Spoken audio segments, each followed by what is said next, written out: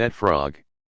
21 Great Ways to Stop Procrastinating and Get More Done in Less Time. Brian Tracy. Preface. Thank you for picking up this book. I hope these ideas help you as much as they have helped me and thousands of others. In fact, I hope this book changes your life forever.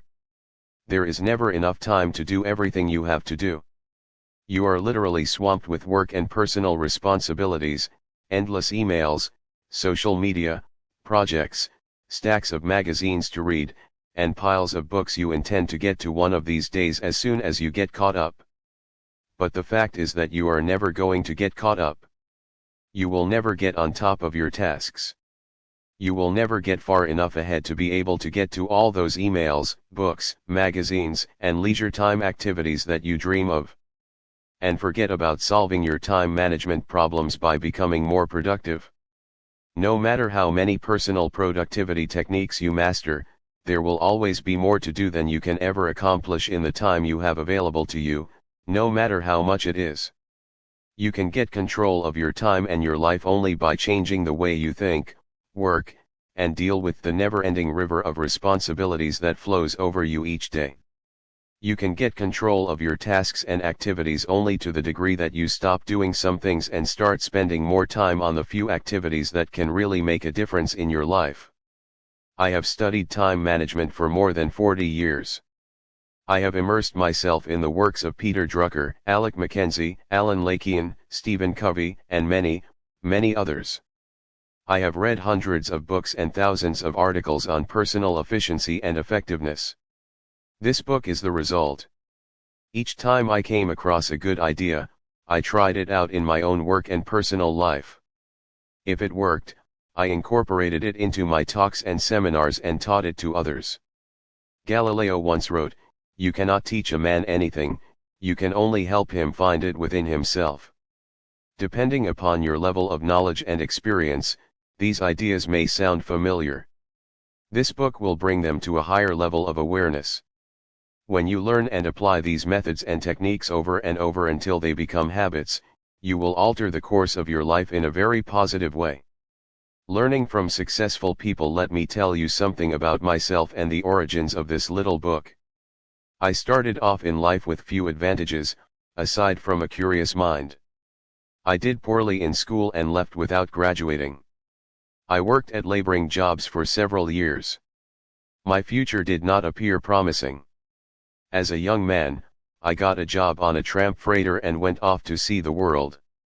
For 8 years, I traveled and worked and then traveled some more, eventually visiting more than 80 countries on 5 continents. When I could no longer find a laboring job, I got into sales, knocking on doors, working on straight commission. I struggled from sale to sale until I began looking around me and asking, why is it that other people are doing better than I am? Then I did something that changed my life. I began to ask successful people what they were doing that enabled them to be more productive and earn more money than me. And they told me. I did what they advised me to do, and my sales went up. Eventually, I became so successful that I was made a sales manager. As a sales manager, I used the same strategy. I asked successful managers what they did to achieve such great results, and when they told me, I did it myself. In no time at all, I began to get the same results they did. This process of learning and applying what I had learned changed my life. I am still amazed at how simple and obvious it is. Just find out what other successful people do and do the same things until you get the same results. Learn from the experts. Wow! What an idea! Success is predictable. Simply put, some people are doing better than others because they do things differently and they do the right things right. Especially, successful, happy, prosperous people use their time far, far better than the average person. Coming from an unsuccessful background, I had developed deep feelings of inferiority and inadequacy. I had fallen into the mental trap of assuming that people who were doing better than me were actually better than me. What I learned was that this was not necessarily true. They were just doing things differently, and what they had learned to do, within reason, I could learn as well. This was a revelation to me. I was both amazed and excited with this discovery. I still am. I realized that I could change my life and achieve almost any goal I could set if I just found out what others were doing in that area and then did it myself until I got the same results they were getting. Within 1 year of starting in sales, I was a top salesman. A year later I was made a manager. Within 3 years, I became a vice president in charge of a 95-person sales force in 6 countries. I was 25 years old. Over the years, I have worked in 22 different jobs, started and built several companies, earned a business degree from a major university, learned to speak French, German, and Spanish, and been a speaker, trainer, or consultant for more than 1,000 companies. I currently give talks and seminars to more than 250,000 people each year, with audiences as large as 20,000 people. A simple truth throughout my career, I have discovered and rediscovered a simple truth. The ability to concentrate single-mindedly on your most important task, to do it well and to finish it completely, is the key to great success, achievement, respect, status, and happiness in life. This key insight is the heart and soul of this book. This book is written to show you how to get ahead more rapidly in your career and to simultaneously enrich your personal life.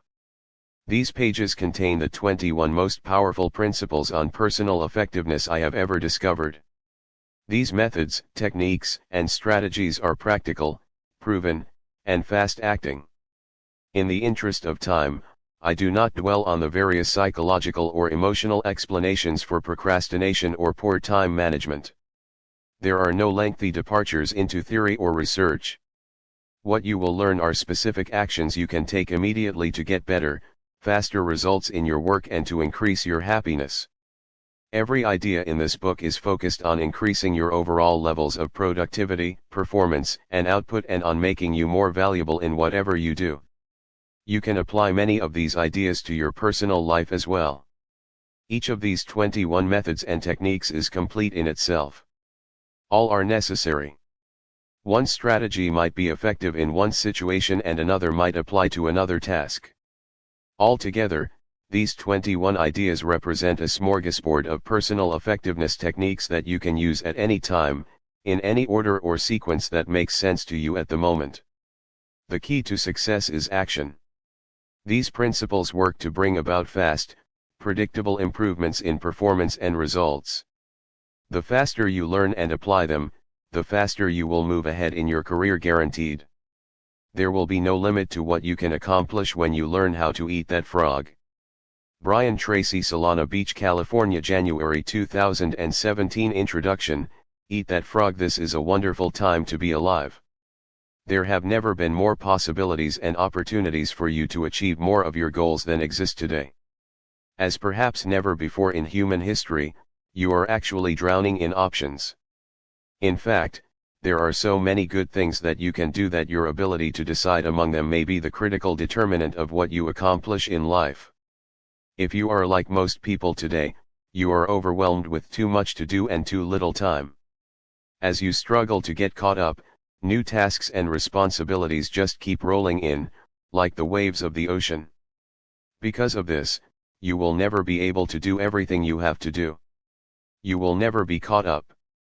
You will always be behind in some of your tasks and responsibilities, and probably in many of them. The need to be selective for this reason, and perhaps more than ever before, your ability to select your most important task at each moment, and then to get started on that task and to get it done both quickly and well, will probably have more of an impact on your success than any other quality or skill you can develop. An average person who develops the habit of setting clear priorities and getting important tasks completed quickly will run circles around a genius who talks a lot and makes wonderful plans but who gets very little done. The truth about frogs: it has been said that if the first thing you do each morning is to eat a live frog, you can go through the day with the satisfaction of knowing that that is probably the worst thing that is going to happen to you all day long. Your frog is your biggest, most important task, the one you are most likely to procrastinate on if you don't do something about it. It is also the one task that can have the greatest positive impact on your life and results at the moment. The first rule of frog eating is this: if you have to eat 2 frogs, eat the ugliest one first. This is another way of saying that if you have 2 important tasks before you, start with the biggest, hardest, and most important task first. Discipline yourself to begin immediately and then to persist until the task is complete before you go on to something else. Think of this as a test. Treat it like a personal challenge. Resist the temptation to start with the easier task. Continually remind yourself that one of the most important decisions you make each day is what you will do immediately and what you will do later, if you do it at all. The second rule of frog eating is this: if you have to eat a live frog at all, it doesn't pay to sit and look at it for very long. The key to reaching high levels of performance and productivity is to develop the lifelong habit of tackling your major task first thing each morning. You must develop the routine of eating your frog before you do anything else and without taking too much time to think about it. Take action immediately. In study after study of men and women who get paid more and promoted faster, the quality of action orientation stands out as the most observable and consistent behavior they demonstrate in everything they do. Successful, effective people are those who launch directly into their major tasks and then discipline themselves to work steadily and single-mindedly until those tasks are complete. Failure to execute is one of the biggest problems in organizations today.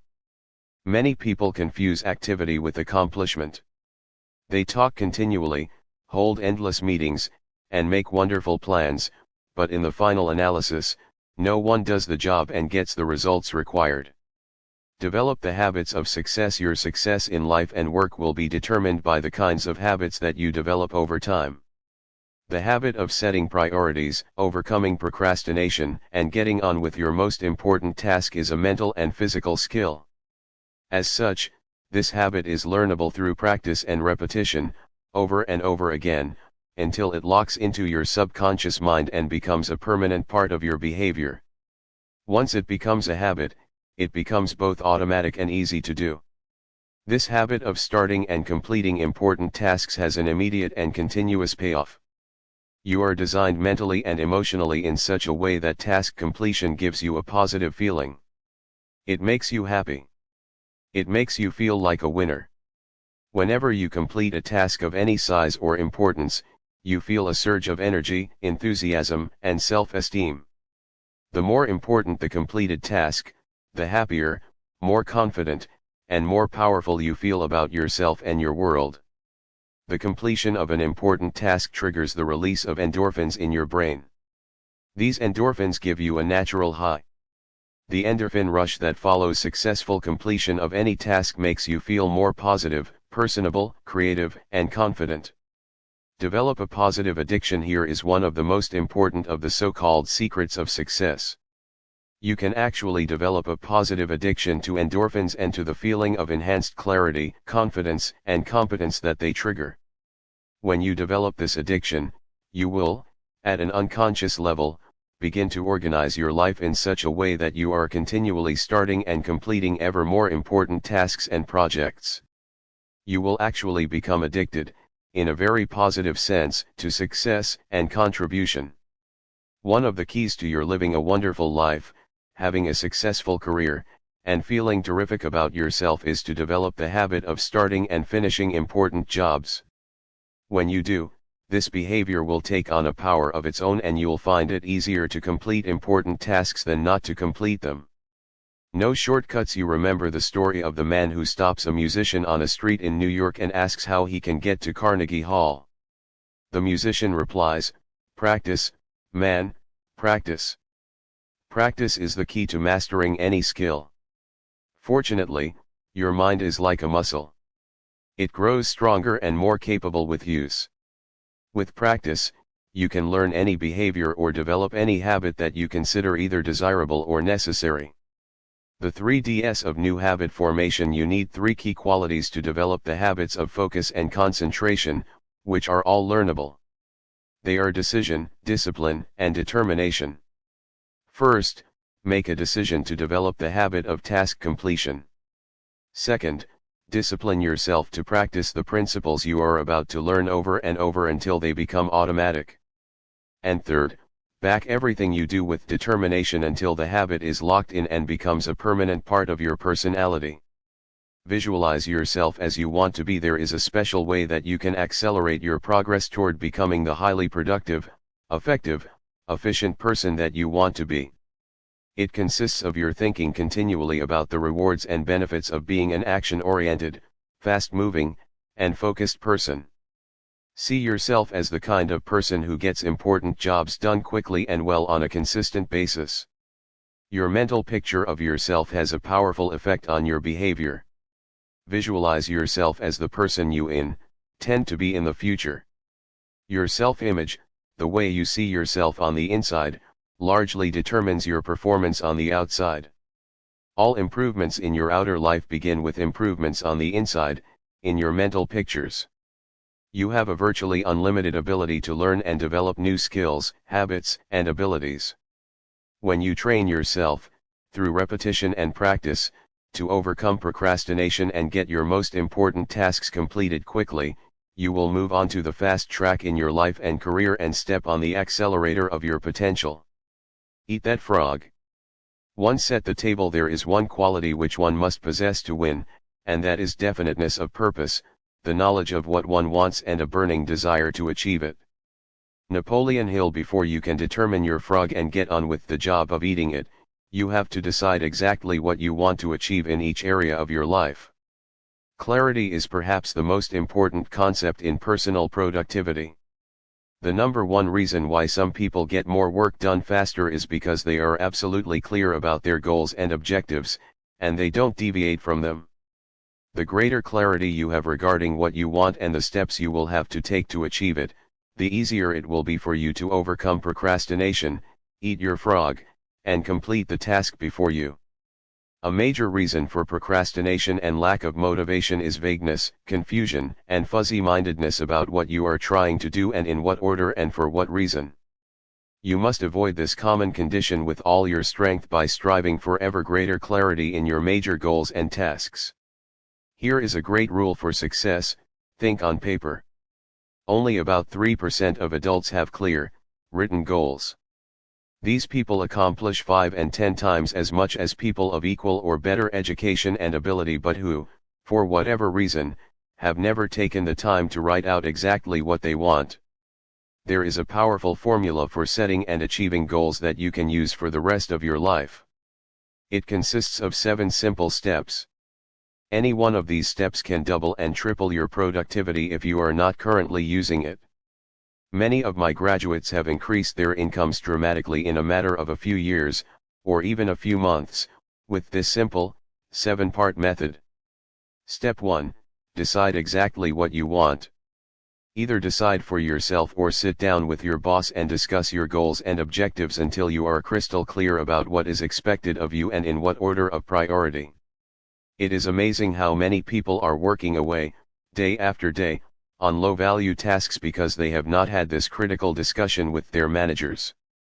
One of the very worst uses of time is to do something very well that need not be done at all. Stephen Covey says, if the ladder is not leaning against the right wall, every step we take just gets us to the wrong place faster. Step 2, write it down. Think on paper. When you write down a goal, you crystallize it and give it tangible form. You create something that you can touch and see. On the other hand, a goal or objective that is not in writing is merely a wish or a fantasy. It has no energy behind it. Unwritten goals lead to confusion, vagueness, misdirection, and numerous mistakes. Step 3, set a deadline on your goal, set sub-deadlines if necessary. A goal or decision without a deadline has no urgency. It has no real beginning or end. Without a definite deadline accompanied by the assignment or acceptance of specific responsibilities for completion, you will naturally procrastinate and get very little done. Step 4, make a list of everything you can think of that you are going to have to do to achieve your goal. As you think of new activities, add them to your list. Keep building your list until it is complete. A list gives you a visual picture of the larger task or objective. It gives you a track to run on. It dramatically increases the likelihood that you will achieve your goal as you have defined it and on schedule. Step 5, organize the list into a plan. Organize your list by priority and sequence. List all tasks in the order they need to be done.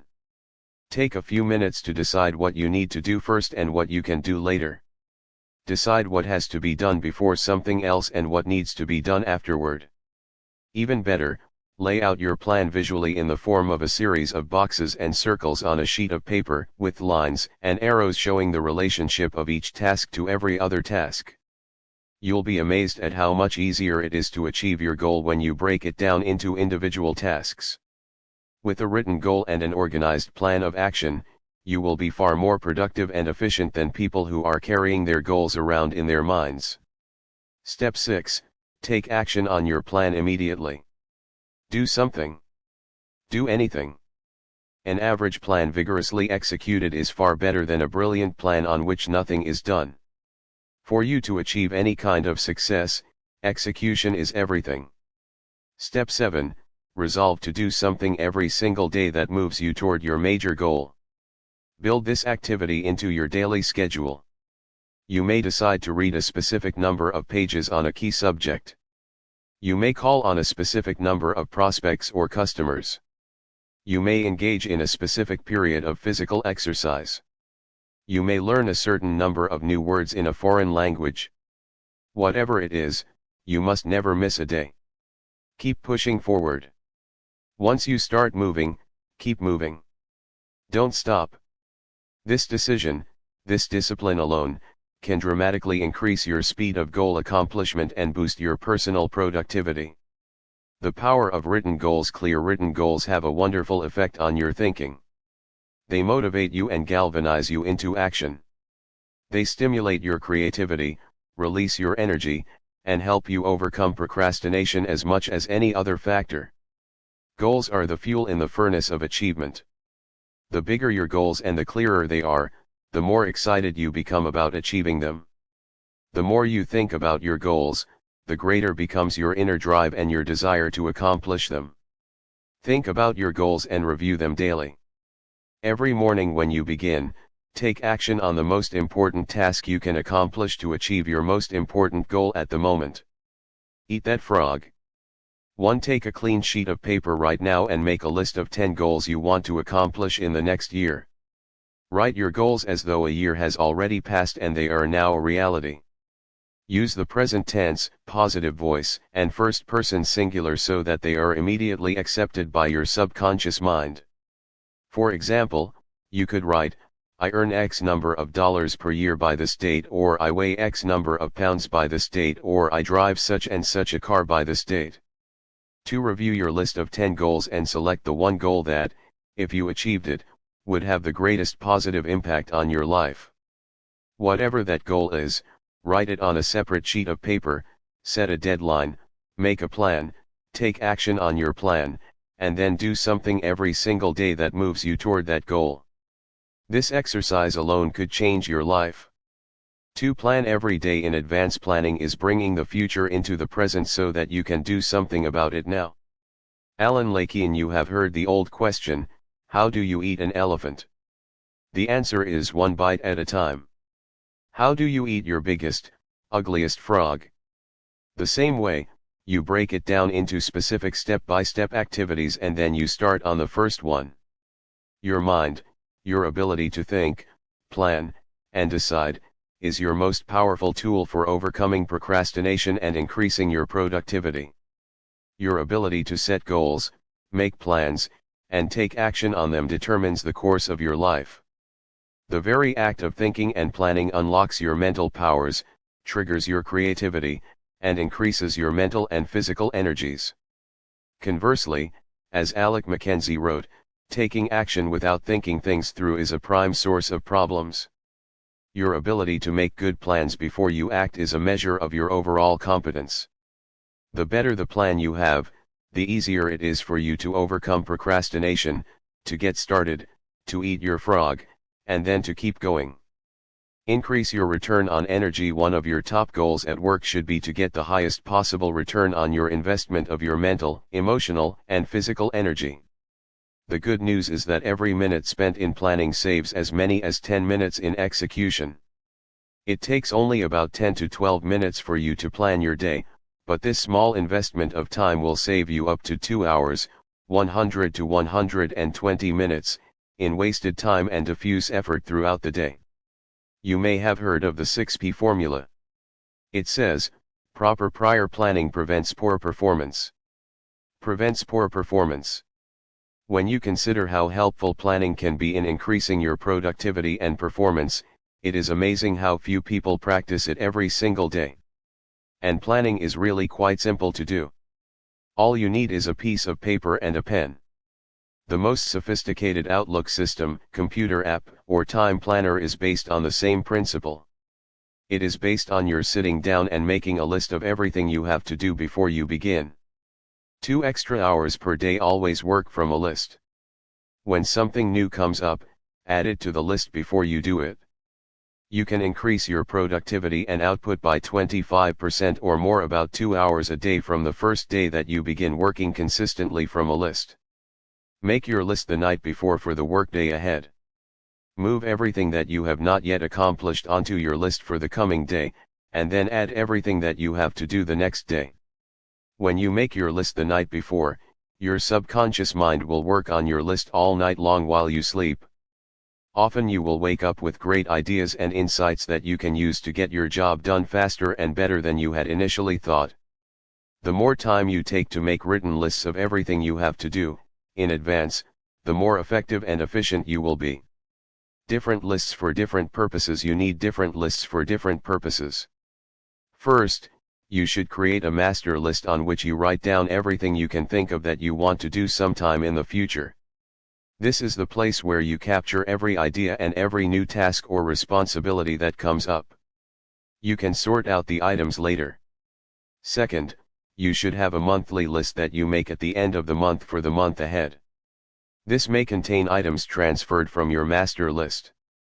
Third, you should have a weekly list where you plan your entire week in advance. This is a list that is under construction as you go through the current week. This discipline of systematic time planning can be very helpful to you. Many people have told me that the habit of taking a couple of hours at the end of each week to plan the coming week has increased their productivity dramatically and changed their lives completely.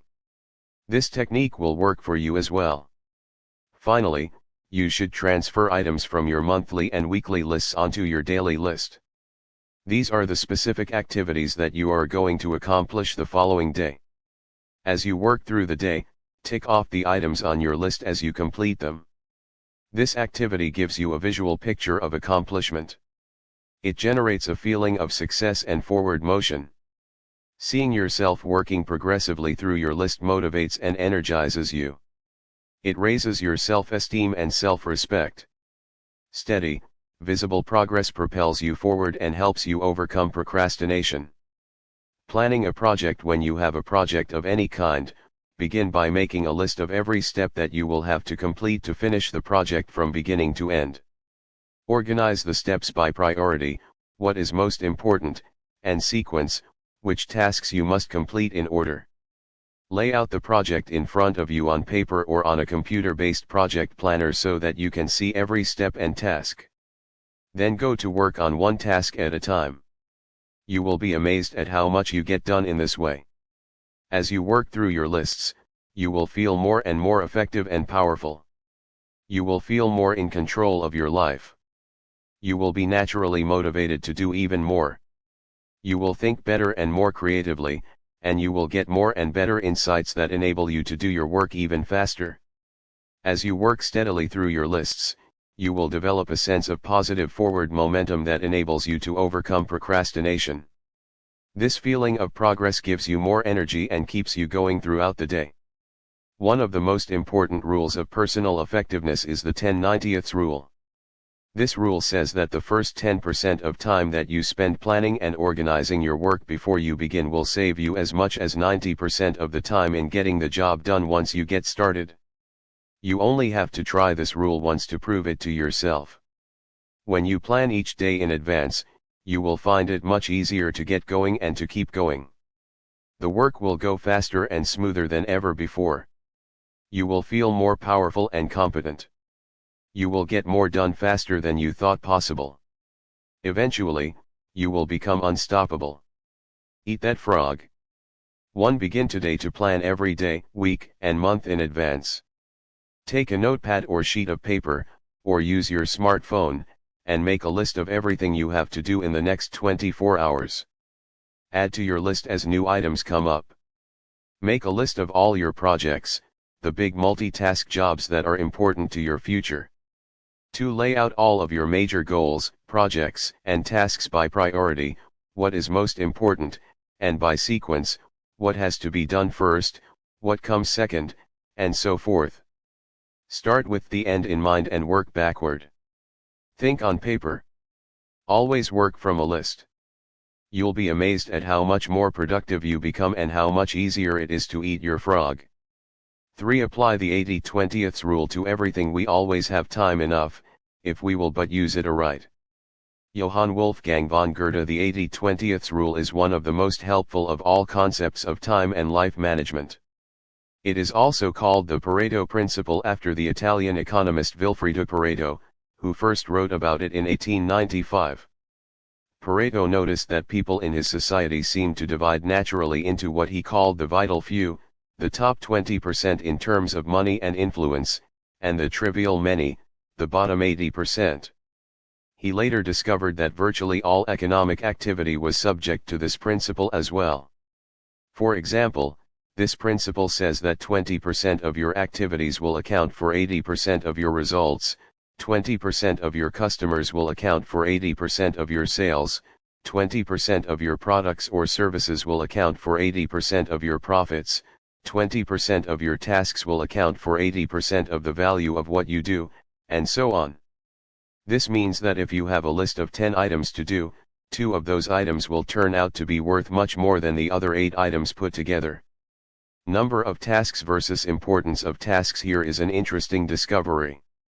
Each of the 10 tasks may take the same amount of time to accomplish. But 1 or 2 of those tasks will contribute 5 or 10 times the value of any of the others. Often, a single task can be worth more than all the other 9 items put together. This task is invariably the frog that you should eat first. Can you guess on which items the average person is most likely to procrastinate? The sad fact is that most people procrastinate on the top 10 or 20% of items that are the most valuable and important, the vital few. They busy themselves instead with the least important 80%, the trivial many that contribute very little to results. Focus on activities, not accomplishments. You often see people who appear to be busy all day long but seem to accomplish very little. This is almost always because they are busy working on tasks that are of low value while they are procrastinating on the 1 or 2 activities that, if they completed them quickly and well, could make a real difference to their companies and to their careers. The most valuable tasks you can do each day are often the hardest and most complex. But the payoff and rewards for completing these tasks efficiently can be tremendous. For this reason, you must adamantly refuse to work on tasks in the bottom 80% while you still have tasks in the top 20% left to be done. Before you begin work, always ask yourself, is this task in the top 20% of my activities or in the bottom 80%? Rule: resist the temptation to clear up small things first.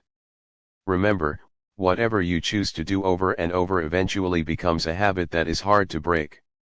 If you choose to start your day working on low-value tasks, you will soon develop the habit of always starting and working on low-value tasks. This is not the kind of habit you want to develop or keep. Low-value tasks are like rabbits, they multiply continually. You never get caught up.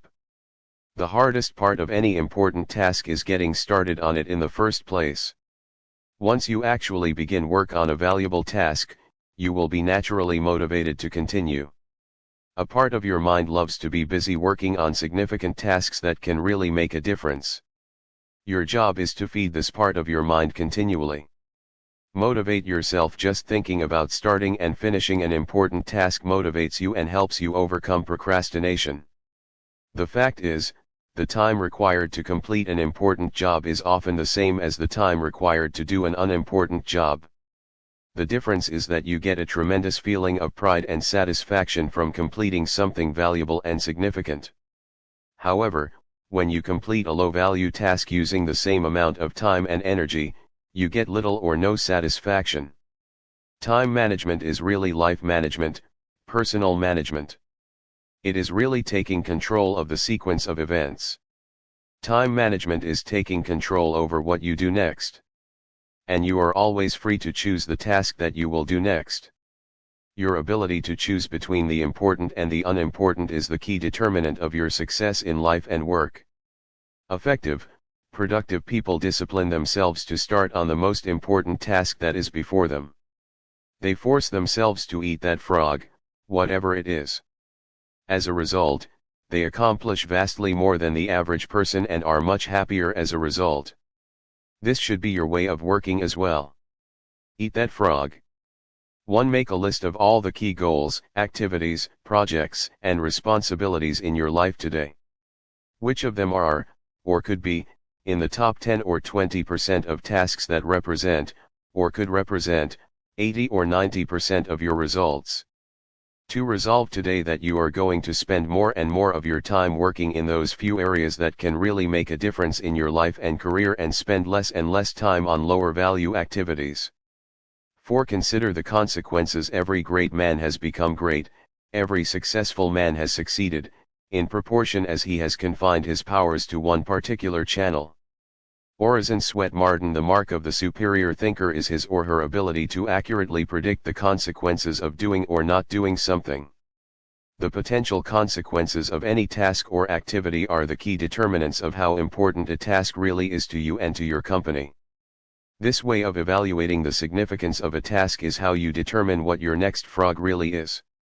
Dr. Edward Banfield of Harvard University, after more than 50 years of research, concluded that a long-time perspective is the most accurate single predictor of upward social and economic mobility in America. A long-time perspective turns out to be more important than family background, education, race, intelligence, connections, or virtually any other single factor in determining your success in life and at work. Your attitude toward time, your time horizon, has an enormous impact on your behavior and your choices. People who take a long-term view of their lives and careers always seem to make much better decisions about their time and activities than people who give very little thought to the future. Rule: long-term thinking improves short-term decision-making. Successful people have a clear future orientation. They think 5, 10, and 20 years out into the future. They analyze their choices and behaviors in the present to make sure that what they are doing today is consistent with the long-term future that they desire. Make better decisions about time. Make better decisions about time in your work. Having a clear idea of what is really important to you in the long term makes it much easier for you to make better decisions about your priorities in the short term. By definition, something that is important has long-term potential consequences. Something that is unimportant has few or no long-term potential consequences. Before starting on anything, you should always ask yourself, what are the potential consequences of doing or not doing this task? Rule: future intent influences and often determines present actions. The clearer you are about your future intentions, the greater influence that clarity will have on what you do in the moment. With a clear long-term vision, you are much more capable of evaluating an activity in the present to ensure that it is consistent with where you truly want to end up. Think about the long-term successful people are those who are willing to delay gratification and make sacrifices in the short term so that they can enjoy far greater rewards in the long term. Unsuccessful people, on the other hand, think more about short-term pleasure and immediate gratification while giving little thought to the long-term future.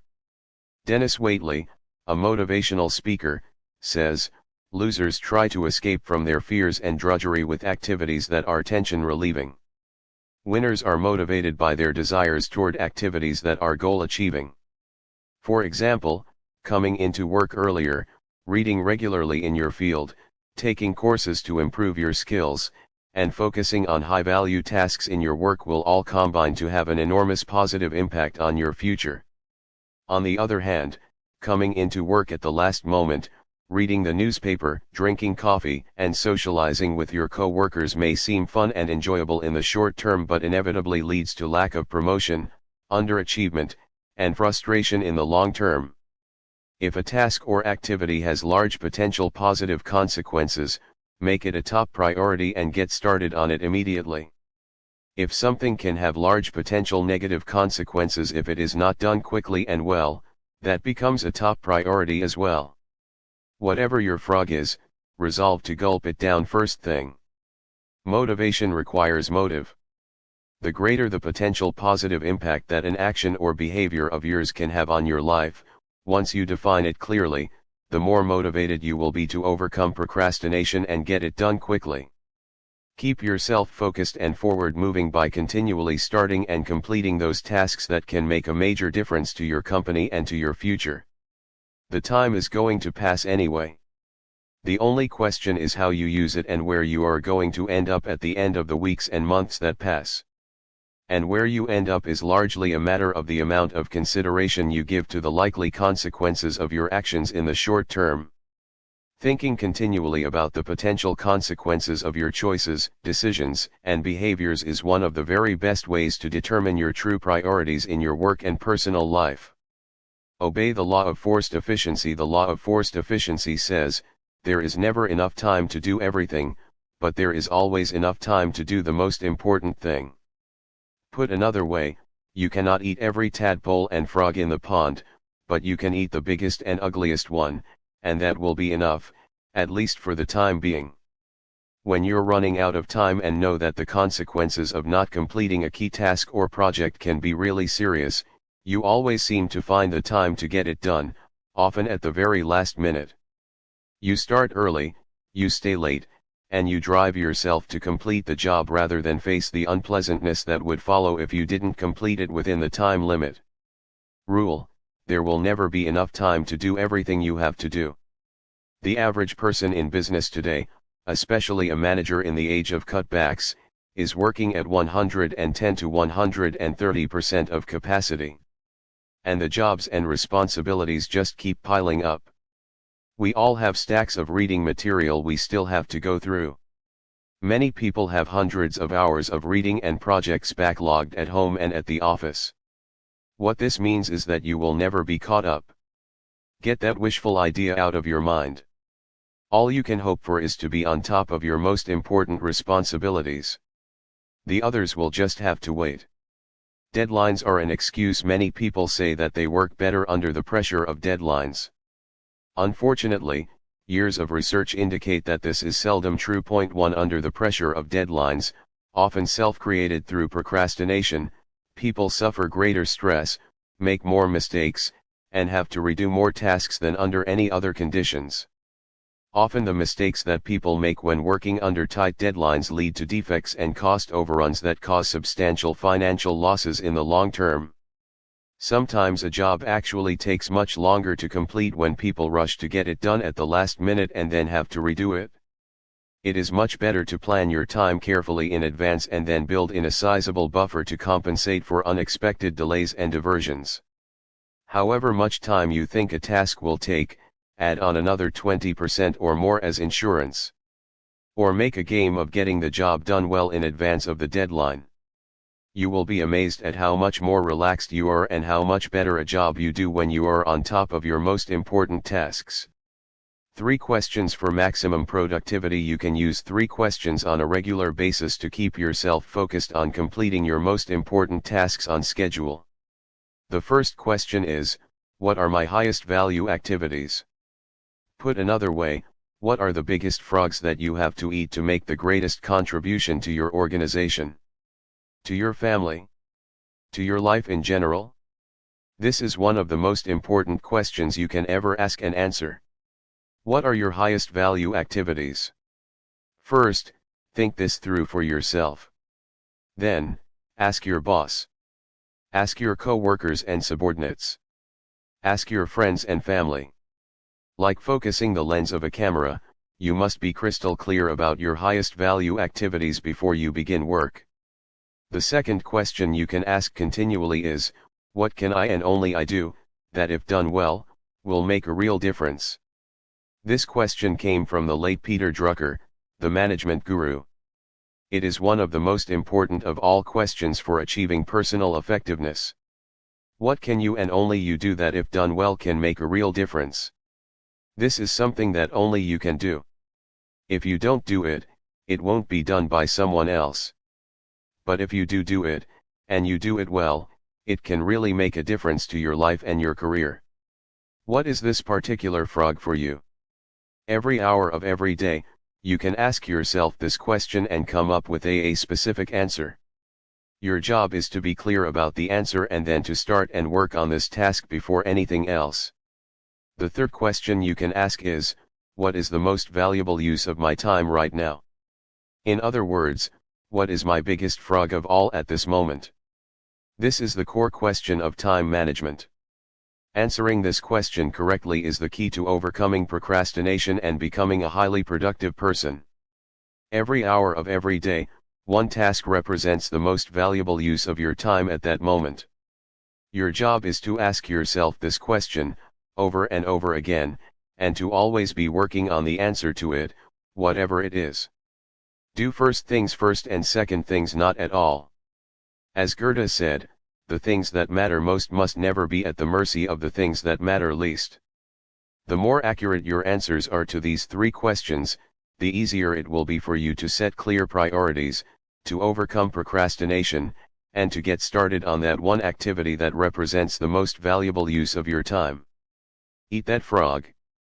1. Review your list of tasks, activities, and projects regularly. Continually ask yourself, which one project or activity, if I did it in an excellent and timely fashion, would have the greatest positive consequences in my work or personal life. 2. Determine the most important thing you could be doing every hour of every day, and then discipline yourself to work continually on the most valuable use of your time. What is this for you right now? Whatever it is that can help you the most, set it as a goal, make a plan to achieve it, and go to work on your plan immediately. Remember the wonderful words of Gerd, only engage, and the mind grows heated. Begin it, and the work will be completed. 5. Practice creative procrastination. Make time for getting big tasks done every day. Plan your daily workload in advance. Single out the relatively few small jobs that absolutely must be done immediately in the morning. Then go directly to the big tasks and pursue them to completion. Boardroom reports creative procrastination is one of the most effective of all personal performance techniques. It can change your life. The fact is that you can't do everything that you have to do. You have to procrastinate on something. Therefore, deliberately and consciously procrastinate on small tasks. Put off eating smaller or less ugly frogs. Eat the biggest and ugliest frogs before anything else. Do the worst first. Everyone procrastinates. The difference between high performers and low performers is largely determined by what they choose to procrastinate on. Since you must procrastinate anyway, decide today to procrastinate on low-value activities. Decide to procrastinate on, outsource, delegate, and eliminate those activities that don't make much of a contribution to your life in any case. Get rid of the tadpoles and focus on the frogs. Priorities versus posteriorities. Here is a key point. To set proper priorities, you must set posteriorities as well. A priority is something that you do more of and sooner, while a posteriority is something that you do less of and later, if at all. Rule: you can get your time and your life under control only to the degree to which you discontinue lower value activities. One of the most powerful of all words in time management is the word no. Say it politely. Say it clearly so that there are no misunderstandings. Say it regularly as a normal part of your time management vocabulary. Warren Buffett, one of the richest men in the world, was once asked his secret of success. He replied, "Simple. I just say no to everything that is not absolutely vital to me at the moment. Say no to anything that is not a high-value use of your time and your life. Say no graciously but firmly to avoid agreeing to something against your will. Say it early and say it often. Remember that you have no spare time. As we say, Your dance card is full. For you to do something new, you must complete or stop doing something old. Getting in requires getting out. Picking up means putting down. Creative procrastination is the act of thoughtfully and deliberately deciding upon the exact things you are not going to do right now, if ever. Procrastinate on purpose. Most people engage in unconscious procrastination. They procrastinate without thinking about it.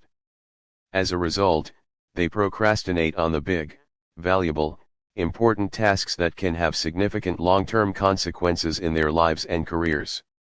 You must avoid this common tendency at all costs. Your job is to deliberately procrastinate on tasks that are of low value so that you have more time for tasks that can make a big difference in your life and work. Continually review your duties and responsibilities to identify time-consuming tasks and activities that you can abandon with no real loss.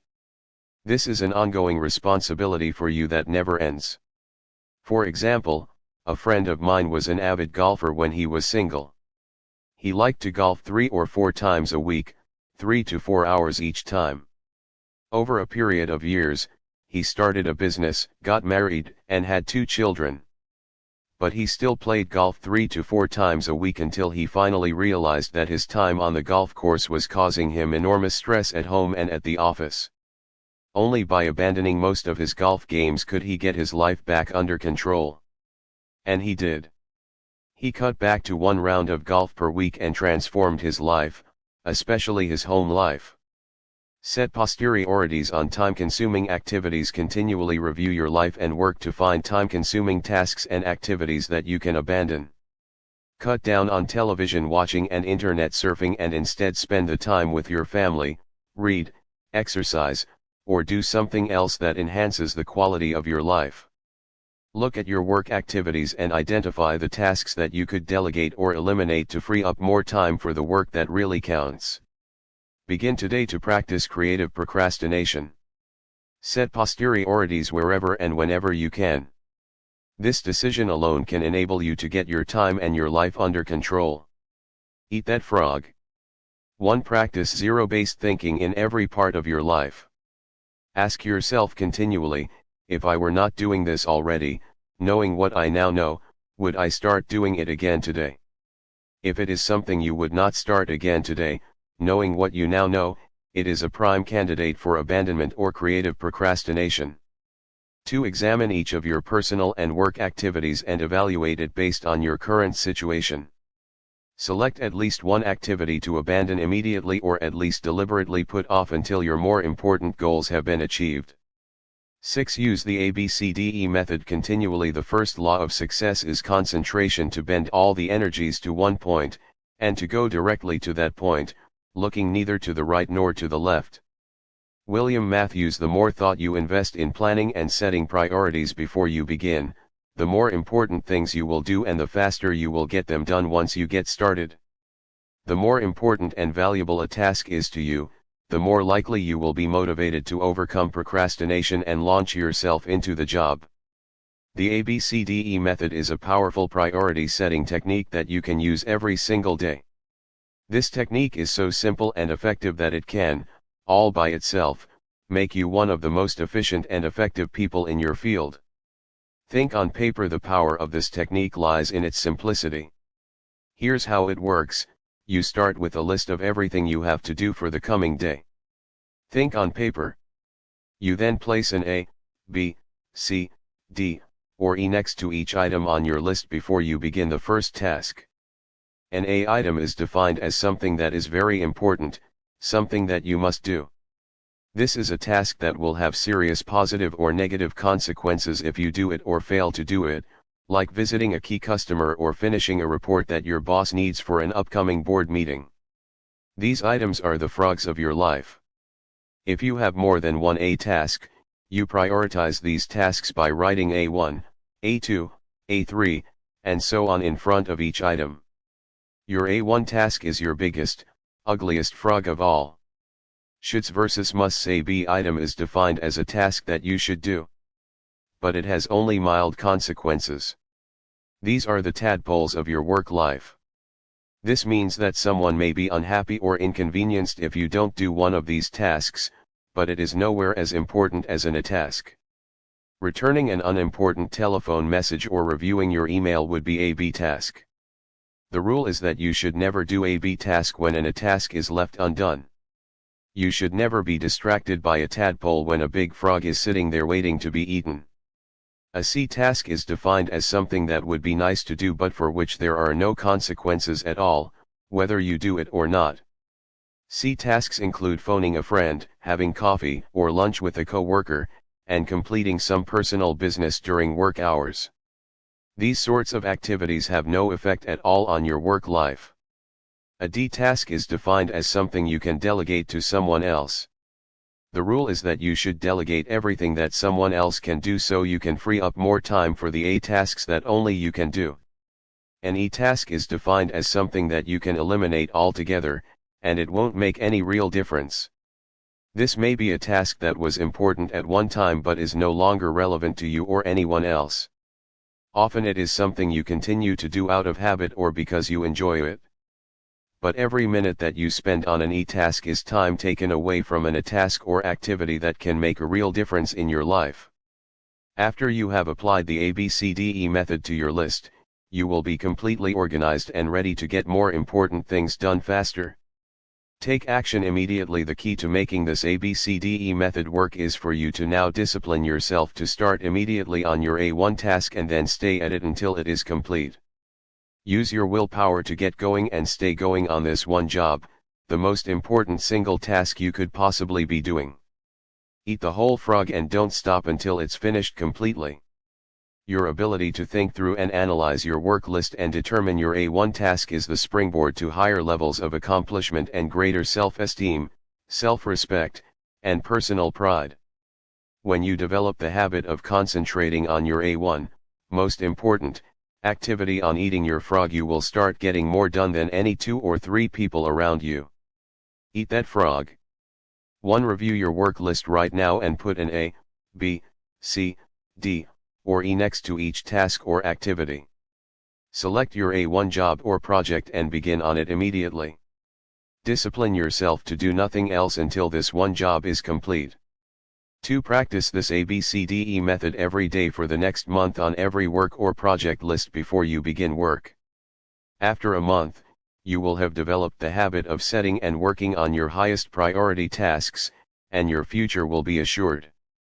7. Focus on key result areas. When every physical and mental resource is focused, one's power to solve a problem multiplies tremendously.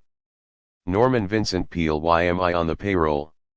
This is one of the most important questions you can ever ask and answer, over and over again, throughout your career.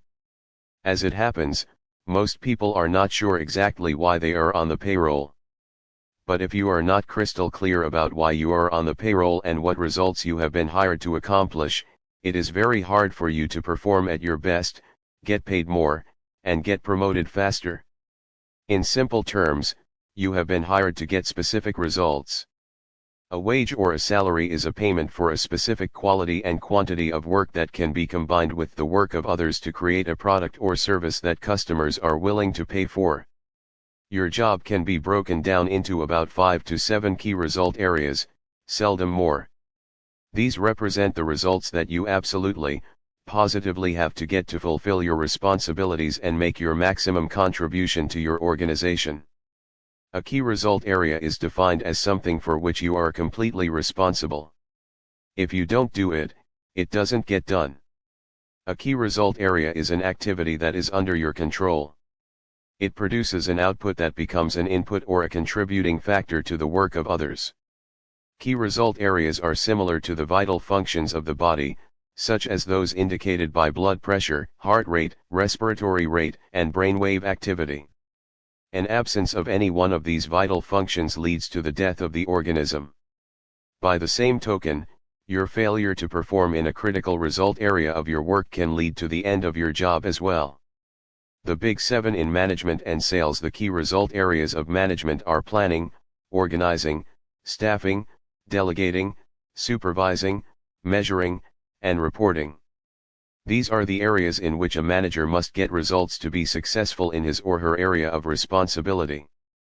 A weakness in any one of these areas can lead to underachievement and failure as a manager.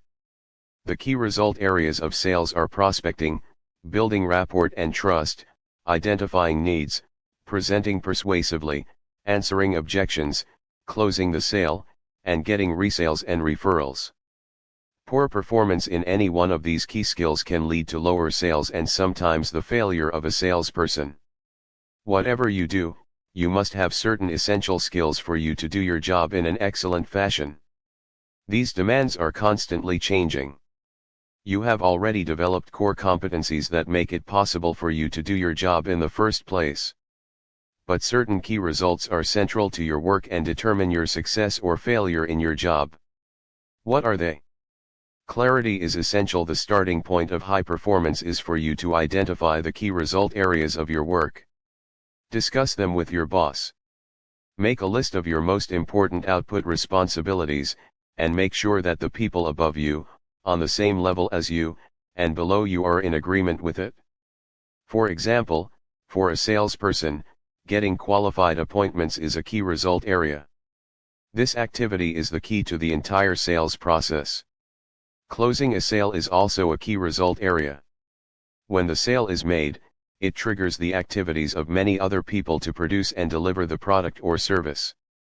For a company owner or key executive, negotiating a bank loan may be a key result area. Hiring the right people and delegating effectively are both key result areas. For a receptionist or secretary, typing letters and answering the phone and transferring callers quickly and efficiently are defined as key result areas. People's ability to perform these tasks quickly and efficiently largely determines their pay and promotability. Give yourself a grade once you have determined your key result areas. The second step is for you to grade yourself on a scale of 1 to 10, with 1 being the lowest and 10 being the highest, in each of those areas. Where are you strong and where are you weak? Where are you getting excellent results and where are you weak? Where are you getting excellent results and where are you underperforming? Rule: your weakest key result area sets the height at which you can use all your other skills and abilities. This rule says that although you could be exceptional in 6 out of your 7 key result areas, poor performance in the 7th area will hold you back and determine how much you achieve with all your other skills. This weakness will act as a drag on your effectiveness and be a constant source of friction and frustration. For example, delegating is a key result area for a manager. This skill is the key leverage point that enables a manager to manage and to get results through others. A manager who cannot delegate properly is held back from using all his or her other skills at the maximum levels of effectiveness. Poor delegation skills alone can lead to failure in the job. Poor performance produces procrastination. One of the major reasons for procrastination in the workplace is that people avoid jobs and activities in those areas where they have performed poorly in the past. Instead of setting a goal and making a plan to improve in a particular area, most people avoid that area altogether, which just makes the situation worse. The reverse of this is that the better you become in a particular skill area, the more motivated you will be to perform that function, the less you will procrastinate, and the more determined you will be to get the job finished. The fact is that everybody has both strengths and weaknesses. Refuse to rationalize, justify, or defend your areas of weakness. Instead, identify them clearly. Set a goal and make a plan to become very good in each of those areas. Just think. You may be only one critical skill away from top performance at your job. The great question here is one of the greatest questions you will ever ask and answer. What one skill, if I developed and did it in an excellent fashion, would have the greatest positive impact on my career? You should use this question to guide your career for the rest of your life. Look into yourself for the answer. You probably know what it is. Look into yourself for the answer. You probably know what it is. Ask your boss this question. Ask your co-workers. Ask your friends and your family. Whatever the answer is, go to work to bring up your performance in this area. The good news is that all business skills are learnable. If anyone else is excellent in that particular key result area, this is proof that you can become excellent as well, if you decide to. One of the fastest and best ways to stop procrastinating and get more things done faster is for you to become absolutely excellent in your key result areas. This can be as important as anything else you do in your life or your career. Eat that frog. 1. Identify the key result areas of your work. What are they? Write down the key results you have to get to do your job in an excellent fashion. Give yourself a grade from 1 to 10 on each one. And then determine the one key skill that, if you did it in an excellent manner, would help you the most in your work. 2. Take this list to your boss and discuss it with him or her. Invite honest feedback and appraisal. You can only get better when you are open to the constructive input of other people. Discuss your conclusions with your staff and co-workers. Talk them over with your spouse. Make a habit of doing this analysis regularly for the rest of your career. Never stop improving. This decision alone can change your life. 8. Apply the law of 3. Do what you can, with what you have, where you are. Theodore Roosevelt. 3 core tasks that you perform contain most of the value that you contribute to your business or organization. Your ability to accurately identify these 3 key tasks and then to focus on them most of the time is essential for you to perform at your best. Let me tell you a true story. 3 months after her first full-day coaching session with me in San Diego, Cynthia told the group a story.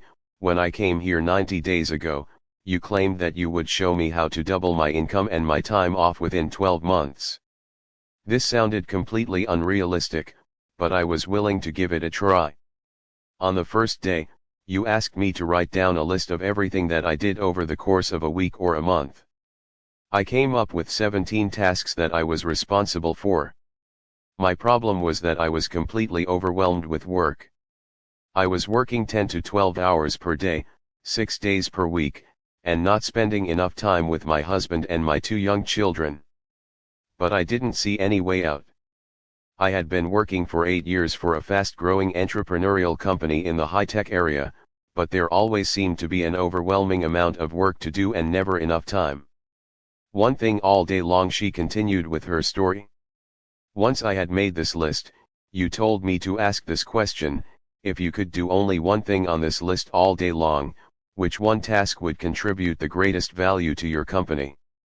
Once I had identified that task, which was quite easy, I put a circle around that number. You then asked, if you could do only one more thing on your list of key tasks, which would be the second activity that contributes the most value to your company. Once I had identified the second most important task, you asked me the same question with regard to the third most important task. You then said something that shocked me at the time. You said that fully 90% of the value that you contribute to your company is contained in those 3 tasks, whatever they are.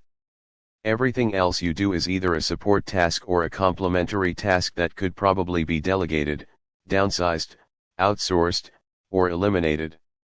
Take immediate action. Cynthia continued with her story.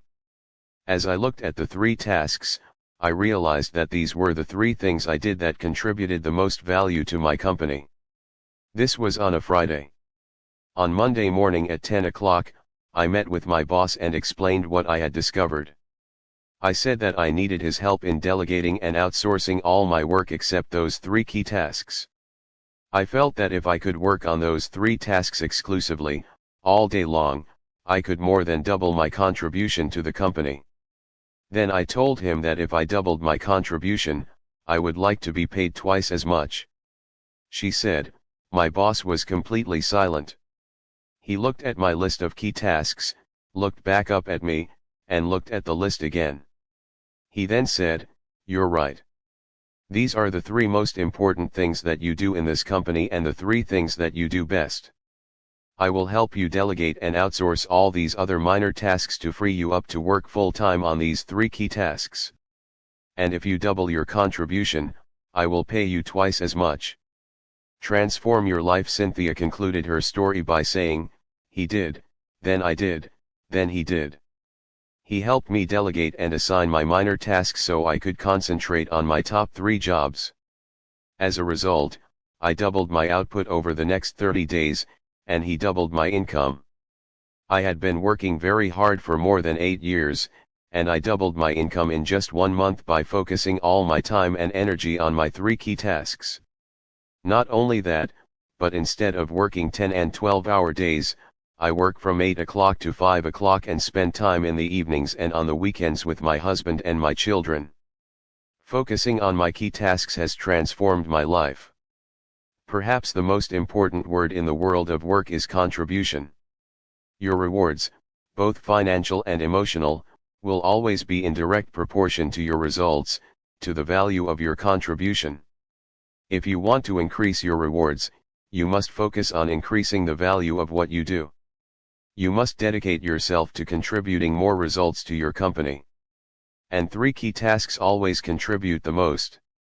The quick list method here is an exercise that we use with our coaching clients very early in the process.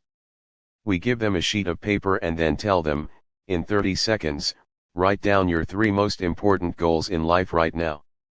We have found that when people have only 30 seconds to write their 3 most important goals, their answers are as accurate as if they had 30 minutes or 3 hours. Their subconscious minds seem to go into hyperdrive, and their 3 most important goals pop out of their heads and onto the paper, often to the surprise of the people doing the exercise. In 80% or more of cases, people have 3 goals in common: first, a financial and career goal; second, a family or personal relationship goal; and third, a health or fitness goal. And this is as it should be. These are the 3 most important areas of life. If you give yourself a grade on a scale of 1 to 10 in each of these 3 areas, you can immediately identify where you are doing well in life and where you need some improvement. Try it yourself and see. Give this exercise to your spouse or your children. The answers can be quite revealing. Later in our coaching program, we expand this exercise by asking the following questions. 1. What are your 3 most important business or career goals right now? 2. What are your 3 most important family or relationship goals right now? 3. What are your 3 most important financial goals right now? 4. What are your 3 most important health goals right now? 5. What are your 3 most important personal and professional development goals right now? 6. What are your 3 most important social and community goals right now? 7. What are your 3 biggest problems or concerns in life right now?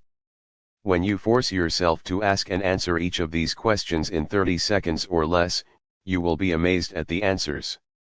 Whatever your answers, they will usually be an accurate snapshot of your true situation in life at the moment. These answers will tell you what is really important to you. While you are setting goals and priorities, getting organized, concentrating single-mindedly on one task at a time, and disciplining yourself to complete your most important tasks, you must never forget that your ultimate goal is to live a long, happy, and healthy life.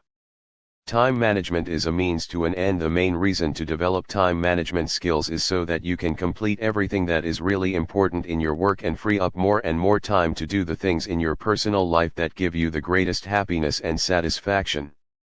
Fully 85% of your happiness in life will come from happy relationships with other people, especially those closest to you, as well as the members of your family.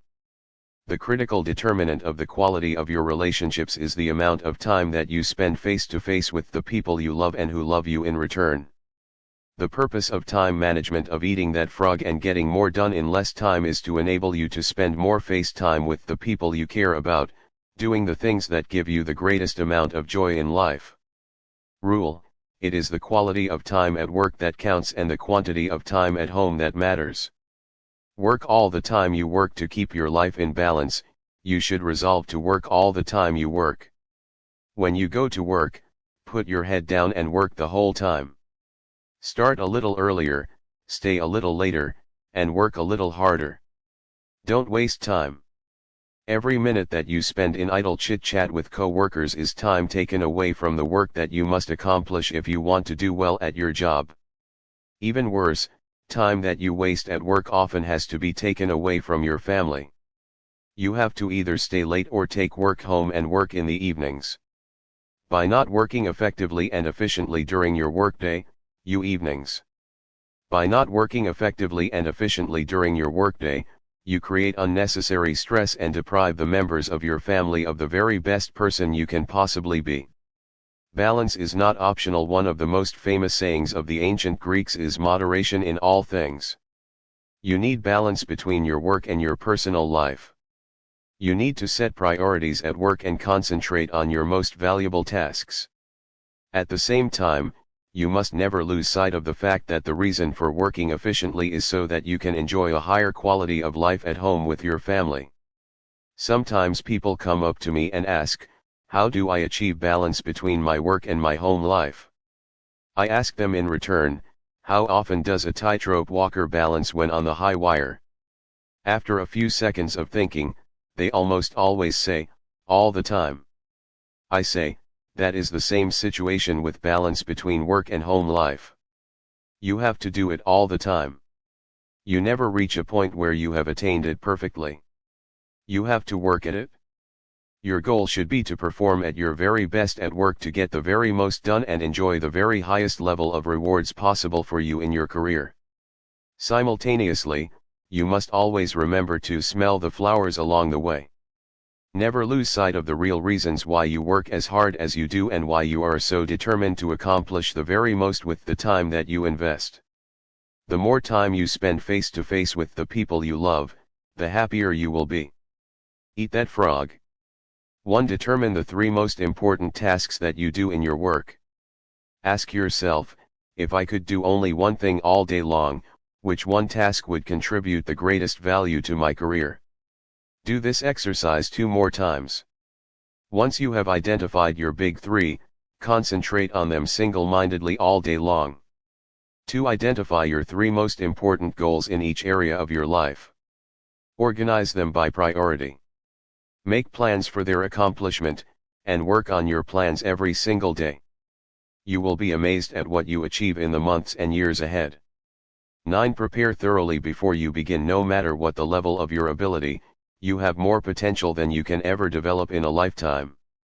James T. McKay. One of the best ways for you to overcome procrastination and get more things done faster is to have everything you need at hand before you begin. When you are fully prepared, you are like a cocked gun or an archer with an arrow pulled back taut in the bow. You will be amazed at what you achieve in the months and years ahead. You just need one small mental push to get started on your highest value tasks. This is like getting everything ready to prepare a complete meal. You set all the ingredients out on the counter in front of you and then begin putting the meal together, one step at a time. Begin by clearing off your desk or workspace so that you have only one task in front of you. If necessary, put everything else on the floor or on a table behind you. Gather all the information, reports, details, papers, and work materials that you will require to complete the job. Have them at hand so you can reach them without getting up or moving around. Be sure that you have all the writing materials, login information, access codes, email addresses, and everything else you need to start working and continue working until the job is done. Set up your work area so that it is comfortable, attractive, and conducive to working for long periods. Especially, make sure that you have a comfortable chair that supports your back and allows your feet to rest flat on the floor. Create a comfortable workspace. The most productive people take the time to create a work area where they enjoy spending time. The cleaner and neater you organize your work area before you begin, the easier it will be for you to get started and keep going. When everything is laid out neatly and in sequence, you will feel much more like getting on with the job. It is amazing how many books never get written, how many degrees never get completed, how many life-changing tasks never get started because people fail to take the first step of preparing everything in advance. Launch toward your dreams. Once you have completed your preparations, it is essential that you launch immediately toward your goals. Get started. Do the first thing, whatever it is. My personal rule is get it 80% right and then correct it later. Run it up the flagpole and see if anyone salutes. Don't expect perfection the first time or even the first few times. Be prepared to fail over and over before you get it right. Wayne Gretzky, the great hockey player, once said, "You miss 100% of the shots you don't take." Once you have completed your preparations, have the courage to take the first action, and everything else will follow from that. The way you develop the courage you need is to act as if you already had the courage and behave accordingly.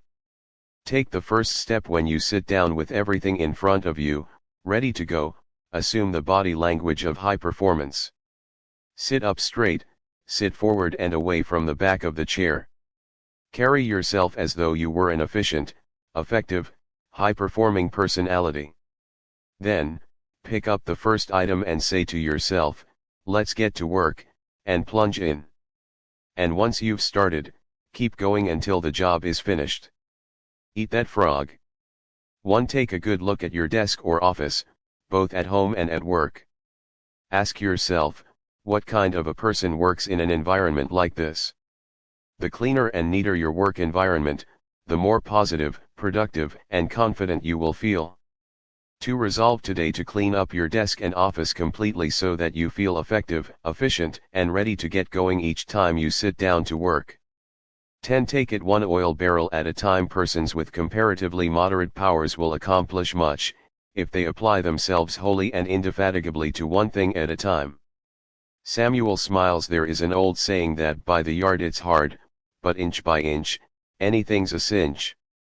One of the best ways to overcome procrastination is for you to get your mind off the huge task in front of you and focus on a single action that you can take. One of the best ways to eat a large frog is for you to take it one bite at a time. Lao Tzu wrote, "A journey of 1,000 leagues begins with a single step." This is a great strategy for overcoming procrastination and getting more things done faster. Crossing a great desert many years ago, driving an old Land Rover, I crossed the heart of the Sahara Desert, the Tinezrouft, deep in modern-day Algeria. By that time, the desert had been abandoned by the French for years, and the original refueling stations were empty and shuttered. The desert was 500 miles across in a single stretch, without water, food, a blade of grass, or even a fly. It was totally flat, like a broad, yellow sand parking lot that stretched to the horizon in all directions. More than 1,300 people had perished in the crossing of that stretch of the Sahara in previous years. Often, drifting sands had obliterated the track across the desert, and the travelers had gotten lost in the night, never to be found again alive. To counter the lack of features in the terrain, the French had marked the track with black, 55-gallon oil drums every 5 kilometers, which was exactly the distance to the horizon, formed by the curvature of the earth.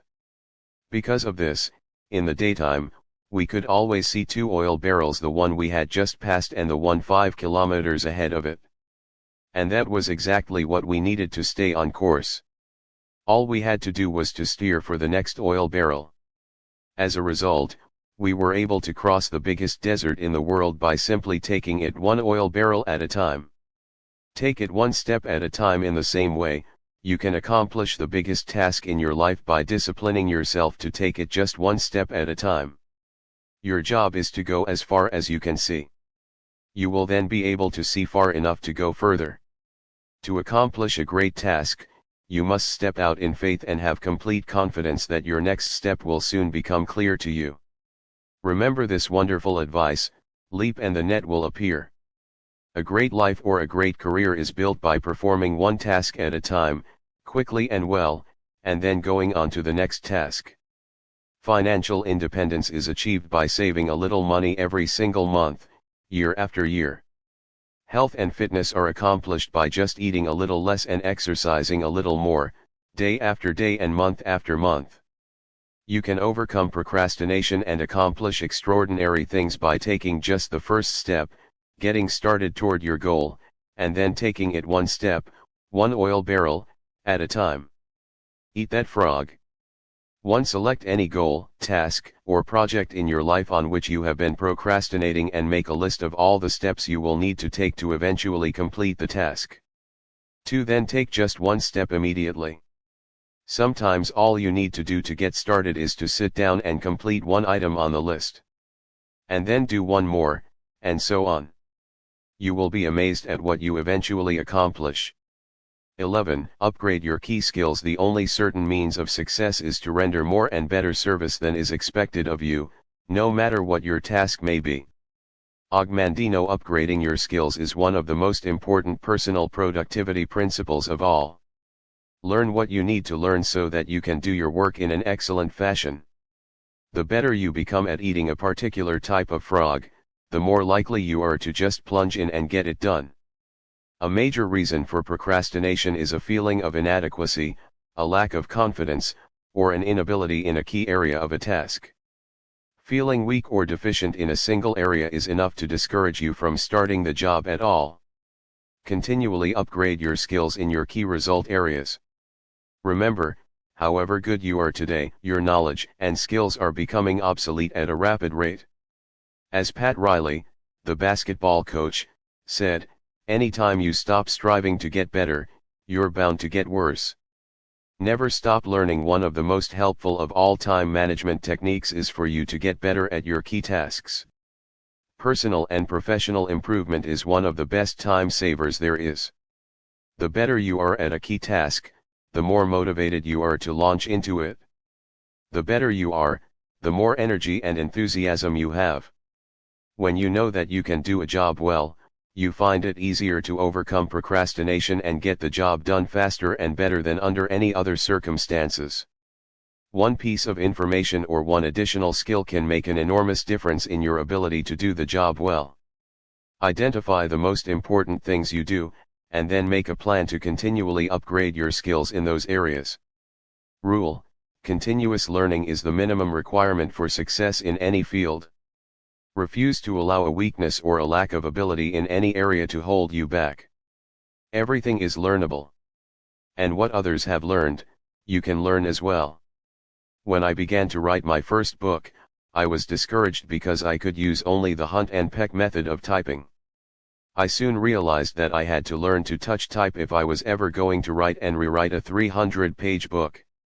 So I bought a touch typing program for my computer and practiced for 20 to 30 minutes every day for 3 months. By the end of that time, I was typing 40 to 50 words per minute. With this additional skill, I have been able to write more than 75 books that have now been published all over the world. The best news is that you can learn whatever skills you need to be more productive and more effective. You can become a touch typist if necessary. You can become proficient with a computer. You can become a terrific negotiator or a super salesperson. You can learn to speak in public. You can learn to write effectively and well. These are all skills you can acquire as soon as you decide to and make them a priority. 3 steps to mastery. First, read in your field for at least 1 hour every day. Get up a little earlier in the morning and read for 30 to 60 minutes in a book or magazine that contains information that can help you be more effective and productive at what you do. Second, take every course and seminar available on the key skills that can help you. Attend the conventions and business meetings of your profession or occupation. Go to the sessions and workshops. Sit up front and take notes. Purchase the audio recordings of the programs. Dedicate yourself to becoming one of the most knowledgeable and competent people in your field. Third, listen to audio programs in your car. The average car owner sits behind the wheel 500 to 1,000 hours each year while driving from place to place. Turn driving time into learning time. You can become one of the smartest, most capable, and highest paid people in your field simply by listening to educational audio programs as you drive from place to place. The more you learn and know, the more confident and motivated you feel. The better you become, the more capable you will be of doing even more in your field. The more you learn, the more you can learn. Just as you can build your physical muscles through physical exercise, you can build your mental muscles through physical exercise, you can build your mental muscles with mental exercises. And there is no limit to how far or how fast you can advance except for the limits you place on your own imagination. Eat that frog. 1. Identify the key skills that can help you the most to achieve better and faster results. Determine the core competencies that you will need to have in the future to lead your field. Whatever they are, set a goal, make a plan, and begin developing and increasing your ability in those areas. Decide to be the very best at what you do. 2. Develop a personal plan to prepare yourself to do your most important tasks in an excellent fashion. Focus on those areas where you have special talents and that you most enjoy. This is the key to unlocking your personal potential. 12. Identify your key constraints. Concentrate all your thoughts on the task at hand. The sun's rays do not burn until brought to a focus. Alexander Graham Bell. Between where you are today and any goal or objective that you want to accomplish, there is one major constraint that must be overcome before you can achieve that major goal. Your job is to identify it clearly. What is holding you back? What sets the speed at which you achieve your goals? What determines how fast you move from where you are to where you want to go? What stops you or holds you back from eating the frogs that can really make a difference? Why aren't you at your goal already? These are some of the most important questions you will ever ask and answer on your way to achieving high levels of personal productivity and effectiveness. Whatever you have to do, there is always a limiting factor that determines how quickly and well you get it done. Your job is to study the task and identify the limiting factor or constraint within it. You must then focus all of your energies on alleviating that single choke point. Identify the limiting factor in virtually every task, large or small. A single factor sets the speed at which you achieve the goal or complete the job. What is it? Concentrate your mental energies on that one key area. This can be the most productive use of your time and talents.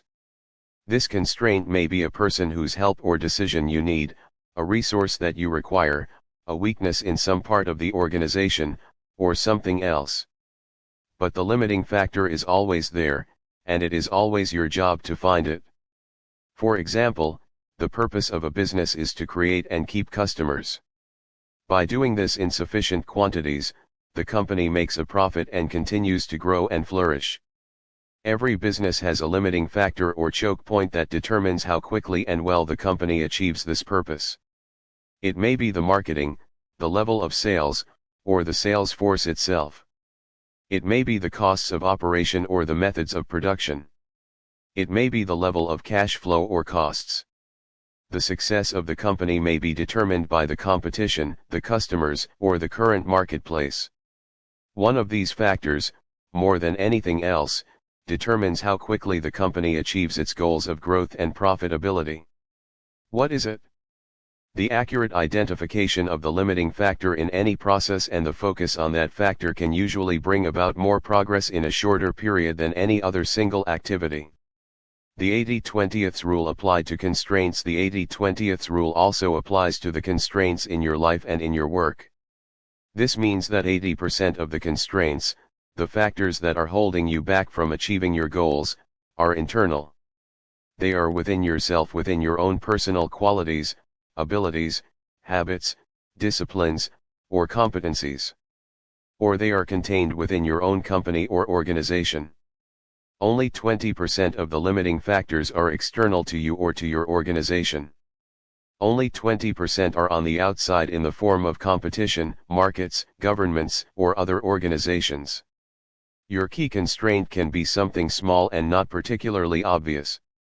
Sometimes you have to make a list of every step in a process and examine every activity to determine exactly what is holding you back. Sometimes a single negative perception or objection on the part of customers can be slowing down the entire sales process. Sometimes the absence of a single feature can be holding back the growth of sales of a product or service line. Look into your company honestly. Look within your boss, your co-workers, and members of your staff to see if there is a key weakness that is holding you or the company back, acting as a brake on the achievement of your key goals. Look into yourself. Successful people always begin the analysis of constraints by asking the question, what is it in me that is holding me back? They accept complete responsibility for their lives and look to themselves for both the cause and cure of their problems. In your own life, you must have the honesty to look deeply into yourself for the limiting factor or limiting skill that sets the speed at which you achieve your personal goals. Keep asking, what sets the speed at which I get the results I want? Strive for accuracy. The definition of the constraint determines the strategy that you use to alleviate it. The failure to identify the correct constraint, or the identification of the wrong constraint, can lead you off in the wrong direction. You can end up solving the wrong problem. A major corporation, a client of mine, was experiencing declining sales. The corporation's leaders concluded that the major constraint was the quality of the sales force and the sales management. They therefore spent an enormous amount of money reorganizing the management and retraining the salespeople. They later found that the primary reason that sales were down was a mistake made by an accountant who had accidentally priced their products too high relative to their competition in the marketplace. Once the corporation revamped its pricing, its sales went back up and it returned to profitability. Behind every constraint or choke point, once it is located and alleviated successfully, you will find another constraint or limiting factor. Whether you're trying to get to work on time in the morning or build a successful career, there are always limiting factors and bottlenecks that set the speed of your progress. Your job is to find them and to focus your energies on alleviating them as quickly as possible. Starting off your day with the removal of a key bottleneck or constraint fills you with energy and personal power. It propels you into following through and completing the job. Often, alleviating a key constraint or limiting factor is the most important frog you could eat at that moment. Eat that frog. 1. Identify your most important goal in life today. What is it? What one goal, if you achieved it, would have the greatest positive effect on your life? What one career accomplishment would have the greatest positive impact on your work life? 2. Determine the one constraint, internal or external, that sets the speed at which you accomplish this goal. Ask, why haven't I reached it already? What is it in me that is holding me back? Whatever your answers, take action immediately. Do something. Do anything, but get started. 13. Put the pressure on yourself. The first requisite for success is the ability to apply your physical and mental energies to one problem incessantly without growing weary. Thomas Edison. The world is full of people who are waiting for someone to come along and motivate them to be the kind of people they wish they could be. The problem is that no one is coming to the rescue. These people are waiting for a bus on a street where no buses pass. If they don't take charge of their lives and put the pressure on themselves, they can end up waiting forever. And that is what most people do. Only about 2% of people can work entirely without supervision. We call these people leaders. This is the kind of person you are meant to be and that you can be, if you decide to be. To reach your full potential, you must form the habit of putting the pressure on yourself and not waiting for someone else to come along and do it for you. You must choose your own frogs and then make yourself eat them in their order of importance. Lead the field. See yourself as a role model. Raise the bar on yourself. The standards you set for your own work and behavior should be higher than anyone else could set for you. A game of starting a little earlier, working a little harder, and staying a little later. Always look for ways to go the extra mile, to do more than you are paid for. Your self-esteem has been defined by psychologist Nathaniel Branden as the reputation you have with yourself. You build up or pull down your reputation with yourself with everything you do or fail to do. The good news is that you feel better about yourself whenever you push yourself to do your best. You increase your self-esteem whenever you go beyond the point where the average person would normally quit. Create imaginary deadlines. One of the best ways for you to overcome procrastination and get more things done faster is by working as though you had only one day to get your most important jobs done. Imagine each day that you have just received an emergency message and that you will have to leave town tomorrow for a month. If you had to leave town for a month, what would you make absolutely sure that you got done before you left? Whatever your answer, go to work on that task right now. Another way to put pressure on yourself is to imagine that you just received an all-expenses-paid vacation at a beautiful resort as a prize, but you will have to leave tomorrow morning on the vacation or it will be given to someone else. What would you be determined to finish before you left so that you could take that vacation? Whatever it is, start on that one job immediately. Successful people continually put the pressure on themselves to perform at high levels. Unsuccessful people have to be instructed and pressured by others. By putting the pressure on yourself, you will accomplish more tasks better and faster than ever. You will become a high-performance, high-achieving personality. You will feel terrific about yourself, and bit by bit you will build the habit of rapid task completion that will then go on to serve you all the days of your life. Eat that frog. 1. Set deadlines and sub-deadlines on every task and activity. Create your own forcing system. Raise the bar on yourself and don't let yourself off the hook. Once you've set yourself a deadline, stick to it and even try to beat it. 2. Write out every step of a major job or project before you begin. Determine how many minutes and hours you will require to complete each phase. Then race against your own clock. Beat your own deadlines. Make it a game and resolve to win. 14. Motivate yourself into action. It is in the compelling zest of high adventure and of victory, and of creative action that man finds his supreme joys. Antoine de Saint-Exupéry. To perform at your best, you must become your own personal cheerleader. You must develop a routine of coaching yourself and encouraging yourself to play at the top of your game. Most of your emotions, positive or negative, are determined by how you talk to yourself on a minute-to-minute basis. It is not what happens to you but the way that you interpret the things that are happening to you that determines how you feel. Your version of events largely determines whether these events motivate or demotivate you, whether they energize or de-energize you. To keep yourself motivated, you must resolve to become a complete optimist. You must decide to respond positively to the words, actions, and reactions of the people and situations around you. You must refuse to let the unavoidable difficulties and setbacks of daily life affect your mood or emotions. Control your inner dialogue. Your level of self-esteem, how much you like and respect yourself, is central to your levels of motivation and persistence. You should talk to yourself positively all the time to boost your self-esteem. Say, "I like myself.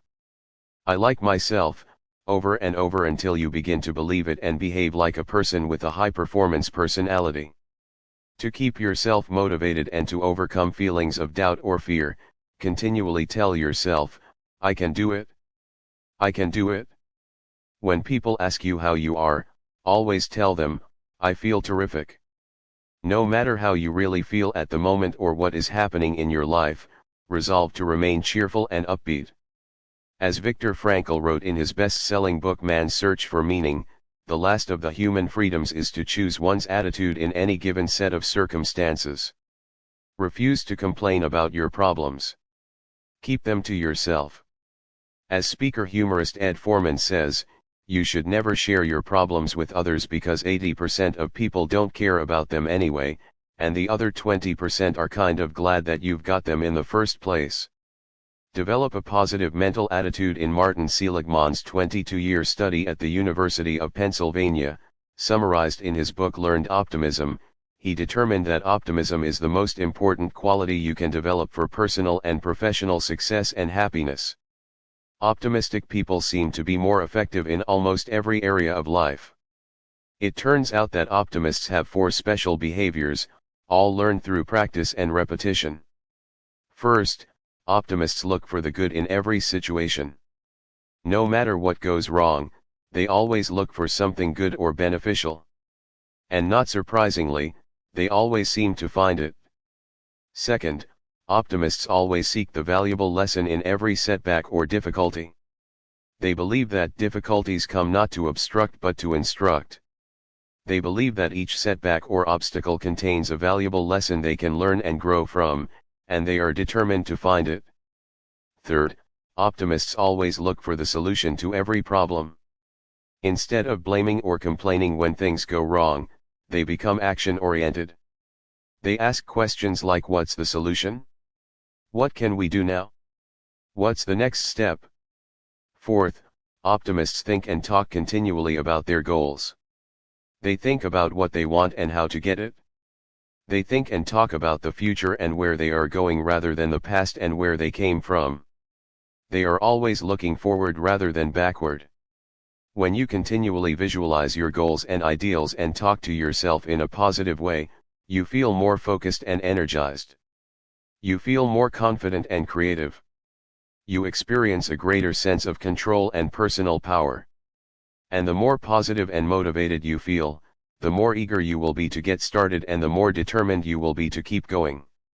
Eat that frog. 1. Control your thoughts. Remember, you become what you think about most of the time. Be sure that you are thinking and talking about the things you want rather than the things you don't want. 2. Keep your mind positive by accepting complete responsibility for yourself and for everything that happens to you. Refuse to criticize others, complain, or blame others for anything. Resolve to make progress rather than excuses. Keep your thoughts and your energy focused forward, on what you can do right now to improve your life, and let the rest go. 15. Technology is a terrible master. There is more to life than just increasing its speed. Mohandas Gandhi. Technology can be your best friend or your worst enemy. Technology becomes the enemy when we give in to an obsessive need to communicate continually. This compulsion to stay plugged in leaves us all psychologically breathless. We have no time to stop, smell the roses, and collect our thoughts. You have a choice. The key is to keep your relationship with technology under control. Bill Gross, who managed more than $600 billion in fixed income funds and bonds when he was with PIMCO, is famous for exercising regularly and meditating daily to keep centered while using no technology at all. Despite turning off all his devices, he never misses an important message. For you to stay calm, clear-eyed, and capable of performing at your best, detach on a regular basis from the technology that overwhelms you. A researcher who asked a group of CEOs and entrepreneurs to unplug from technology found they had improved memory, deeper relationships, better sleep, and a greater likelihood of making life-transforming decisions. Point 1. When people are too plugged in, communications technology quickly becomes a destructive addiction. People wake up in the morning and obsessively check all their phone notifications before leaving their beds. They then race to their computers for yet more typing before even eating breakfast, drinking water, or brushing their teeth. People are now checking their smartphones about 46 times each day according to one study, and about 85 times a day according to another study, which found that people were accessing their phones twice as often as they thought. 3. Don't become addicted. In Washington not long ago, I was at a business luncheon with a roomful of high-level executives. Prior to the beginning of the luncheon, one of the organizers stood up and said a short grace. All the executives bowed their heads. When the grace was over, the luncheon began. However, at my table, 4 or 5 out of the 8 people seemed to have been greatly affected by the prayer. They kept their heads down and their hands in their laps, even when the food was served. They seemed to be lost in deep thought over the profound questions of the day. Then I realized that they were not praying at all. They were all intensely focused on their smartphones, sending and receiving emails, typing like frantic teenagers playing video games. They were all lost to the world around them, drowning in a deep sink full of information exchange. Take back your time. One of my clients found himself bound and chained to his computer, receiving and responding to emails several hours each day. The more time he spent at his computer, the fewer of his other important tasks he was able to get done. The stress caused by these undone tasks, building up like an avalanche overhang, started to affect his personality, his health, and his sleeping habits. We taught him about the 80-20 rule and how it applied to emails. He deleted and unsubscribed from the 80% of his emails that had no value. Of the remaining 20%, only 4% required immediate responses. The other 16% could be transferred to an action folder to be worked on later. Refuse to be a slave. Unchain yourself from your computer. Unsubscribe from all unwanted newsletters. Set up an autoresponder that says, I check my email only twice per day. I will reply as soon as possible.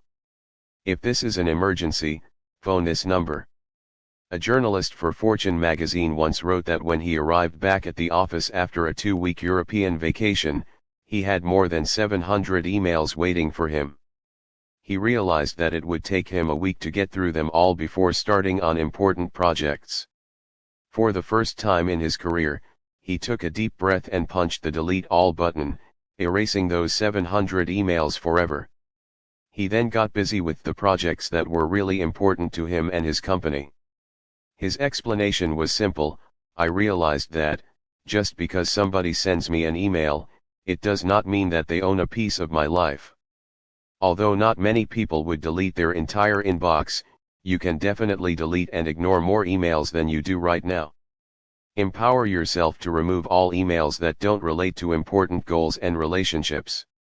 Someone will tell you, people often ask me at my seminars, but don't you have to stay plugged into technology to keep current with the news? I tell them, if it is really important, someone will tell you. Many people unplug from the news, and surprisingly enough, they remain well informed on most important subjects. You should do the same. Eat that frog. 1. Resolve today to create zones of silence during your day-to-day activities. Turn off your computer and your smartphone for 1 hour in the morning and 1 hour in the afternoon. You will be amazed at what happens: nothing. 2. Resolve to unplug from technology for 1 full day each week. By the end of your digital detox, your mind will be calm and clear. When your mental batteries have time to recharge, you will be much more effective at eating frogs. 16. Technology is a wonderful servant. Technology is just a tool. Melinda Gates. You must discipline yourself to treat technology as a servant, not as a master. The purpose of technology is to make your life smoother and easier, not to create complexity, confusion, and stress. Usually, to get more done of higher value, you have to stop doing things of lower value. Keep asking yourself, what's important here? What is most important for you to accomplish at work? What is important in your personal life? If you could do only 1 or 2 of the activities available to you, which ones would they be? Use your technological tools to regularly remind yourself of what is most important and protect yourself from what is least important. Technology can be a simple way to get control of your communications, your time, and even your emotions. Take control of your communication. Clear your digital workspace as you would your physical desk. Close every program not needed for the task at hand. Block the websites that distract you the most. Make sure that only the communication channels you need to complete your task are open. Most tasks require some communication, but having 10 different ways to communicate is overkill. Once only relevant information is visible on your screen, arrange your windows for perfect workflow. Show your smartphone who's boss by disabling all notifications, both audio and visual. This is an important step toward checking your phone on your own schedule and thus regaining control of your life. But what about emergencies? Workers with responsibility for young children, elderly parents, or disabled relatives may feel that unplugging from technology or disabling notifications is simply not an option. What if their elderly parent slips in the bath or their young child has an emergency at daycare? This is an absolutely valid concern. The solution, however, is not to be available to everyone at all times. Rather, create a phone number, email address, or other communication channel that only the caretaker of your loved one knows about. Leave that channel open, and reserve it for emergencies. If you desire, you can do this for your work life as well. Give your boss or key clients a way to reach you that no one else has. You could also program your email manager to automatically sort emails from your most important work relationships into a read first folder. In other words, segment your communication channels so that only frogs can hop into your castle of concentration. Take control of your time. Your calendar makes a wonderful servant but a terrible master. Never automatically click accept on a digital invitation.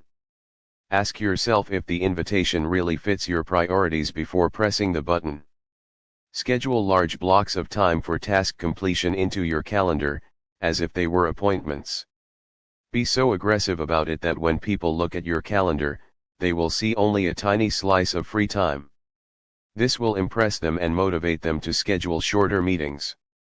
Your digital to-do list, otherwise known as task management software, is a powerful tool for taking control of your time.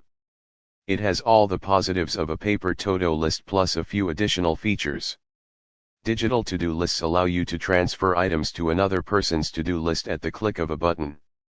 This can help you delegate more efficiently, but make sure you accept only those tasks that are in line with your priorities.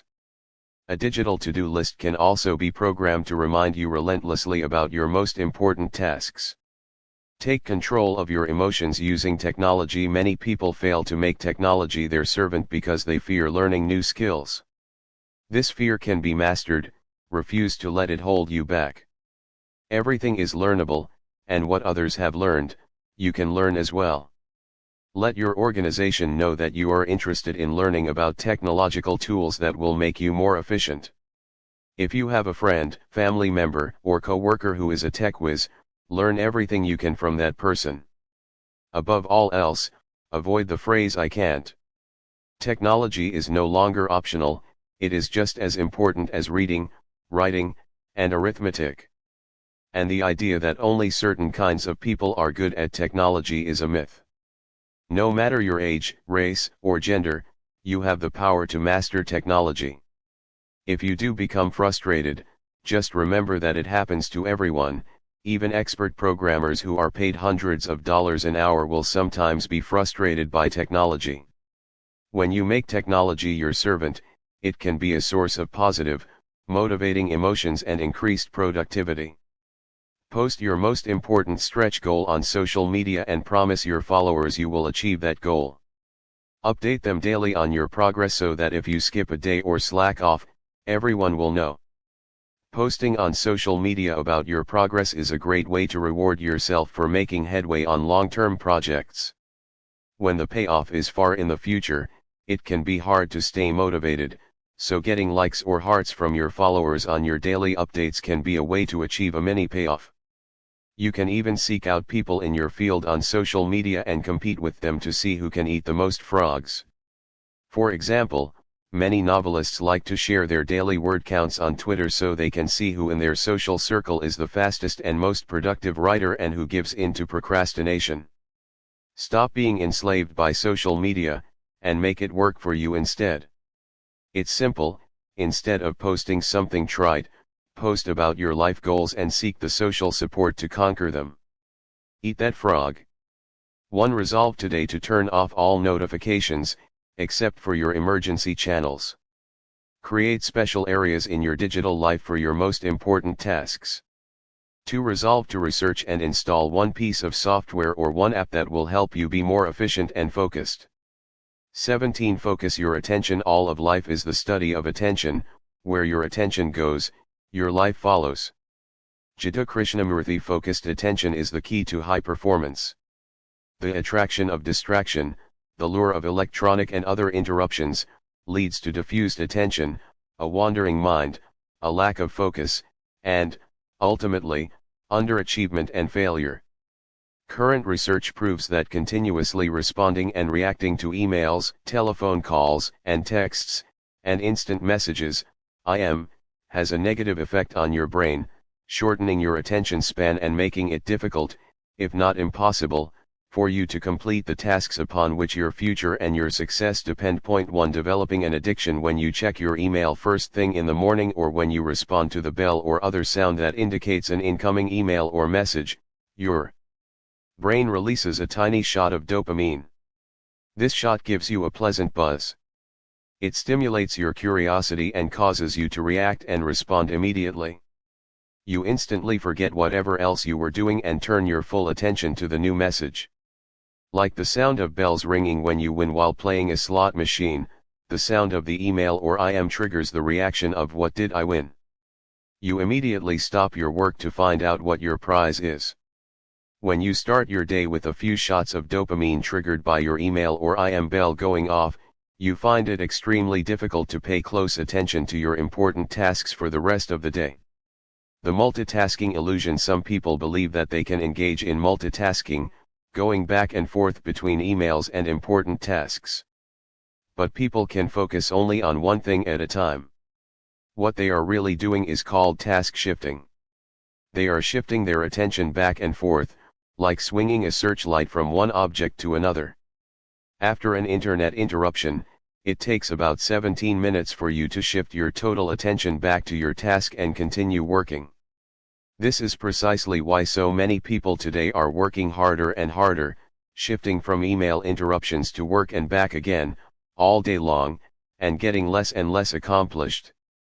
They also make more mistakes. The solutions are simple and are being adopted by the most productive people in every industry. First, don't check your email in the morning and immediately trigger the all-day dopamine addiction. Leave your devices off. Second, if you must check your email for any reason, get in and out fast, and get back to work. Turn off the sound on your computer, and put your phone on vibrate. Stop the stimulations that trigger the flow of dopamine and lead to continuous interruptions. Finally, resolve to check your email only twice a day, at 11 a.m. and 3 p.m., and then turn it off again each time. Provide a telephone number where someone can reach you in an emergency. Whenever you are in a meeting with one or more people, follow the same protocol. Leave electronic devices off. Never insult the persons you are meeting with by working on your laptop or answering your phone. Pay 100% attention to the other people. This applies at home as well. Double your productivity. Here is a simple way to double your productivity. First, plan each day in advance, select your most important task, and then start on that task first thing, before you do anything else. Second, work non-stop for 90 minutes with no diversion or distraction, and then give yourself a 15-minute break. Third, start again and work another 90 minutes flat out. Finally, after this 3-hour work period, you can then reward yourself with a shot of dopamine by checking your email. When you develop the habit of completing 3 hours of important work each morning, first thing, you will both double your productivity and break yourself of the habit of checking your email all day long. You will regain full control of your life. Eat that frog. 1. Keep your goals of success and high productivity in mind. Before you do anything, ask yourself, is this helping me achieve one of my most important goals, or is this just a distraction? 2. Refuse to become a slave to the bells and whistles that distract you from completing those tasks that can make a real difference in your life. Leave your devices off. 18. Slice and dice the task. The beginning of a habit is like an invisible thread, but every time we repeat the act we strengthen the strand, add to it another filament, until it becomes a great cable and binds us irrevocably, in thought and act. Orison Swett Martin. A major reason for procrastinating on big, important tasks is that they appear so large and formidable when you first approach them. One technique that you can use to cut a big task down to size is the salami slice method of getting work done. With this method, you lay out the task in detail, writing down every step in order, and then resolve to do just one slice of the job for the time being, like eating a roll of salami one slice at a time or like eating an elephant one bite at a time. Psychologically, you will find it easier to do a single, small piece of a large project than to start on the whole job. Often, once you have started and completed a single part of the job, you will feel like doing just one more slice. Soon, you will find yourself working through the job one part at a time, and before you know it, the job will be completed. Develop a compulsion to closure. An important point to remember is that you have deep within you an urge to completion, or what is often referred to as a compulsion to closure. This means that you actually feel happier and more powerful when you start and complete a task of any kind. You satisfy a deep subconscious need to bring finality to a job or project. This sense of completion or closure motivates you to start the next task or project and then to persist toward final completion. This act of completion triggers the release of endorphins in your brain, mentioned earlier. And the bigger the task you start and complete, the better and more elated you, and the bigger the task you start and complete, the better and more elated you feel. The bigger the frog you eat, the greater the surge of personal power and energy you experience. When you start and finish a small piece of a task, you feel motivated to start and finish another part, then another, and so on. Each small step forward energizes you. You soon develop an inner drive that motivates you to carry through to completion. Swiss cheese your tasks. Another technique you can use is called the Swiss cheese method of working. You use this technique to get yourself into gear by resolving to punch a hole in the task, like a hole in a block of Swiss cheese. You Swiss cheese a task when you resolve to work for a specific time period on it. This may be as little as 5 or 10 minutes, after which you will stop and do something else. You will just take one bite of your frog and then rest or do something else. The power of this method is similar to that of the salami slice method. Once you start working, you develop a sense of forward momentum and a feeling of accomplishment. You become energized and enthusiastic. You feel yourself internally motivated and propelled to keep going until the task is complete. You should try the salami slice or the Swiss cheese method on any task that seems overwhelming when you approach it for the first time. You will be amazed at how helpful each technique is in overcoming procrastination. I have several friends who have become best-selling authors by simply resolving to write one page or even one paragraph per day until the book was completed. And you can do the same. Eat that frog. 1. Put the salami slice or Swiss cheese technique into action immediately to get started on a large, complex, multitask job that you've been putting off. 2. Become action-oriented. A common quality of high performers is that when they hear a good idea, they take action on it immediately. Don't delay. Try it today. 19. Create large chunks of time. Nothing can add more power to your life than concentrating all of your energies on a limited set of targets. Nito Kyubin. Most of the really important work you do requires large chunks of unbroken time to complete. Your ability to carve out and use these blocks of high value, highly productive time is central to your ability to make a significant contribution to your work and to your life. Successful salespeople set aside a specific time period each day to phone prospects. Rather than procrastinating or delaying on a task that they don't particularly like, they resolve that they will phone for 1 solid hour between 10 o'clock and 11 a.m., for example, and they discipline themselves to follow through on their resolution. Many business executives set aside a specific time each day to call customers directly to get feedback, to return phone calls, or to answer correspondence. Some people allocate specific 30 to 60-minute time periods each day for exercise. Many people read great books 15 minutes each night before retiring. In this way, over time, they eventually read dozens of the best books ever written. Schedule blocks of time. The key to the success of this method of working in specific time segments is for you to plan your day in advance and schedule a fixed time period for a particular activity or task.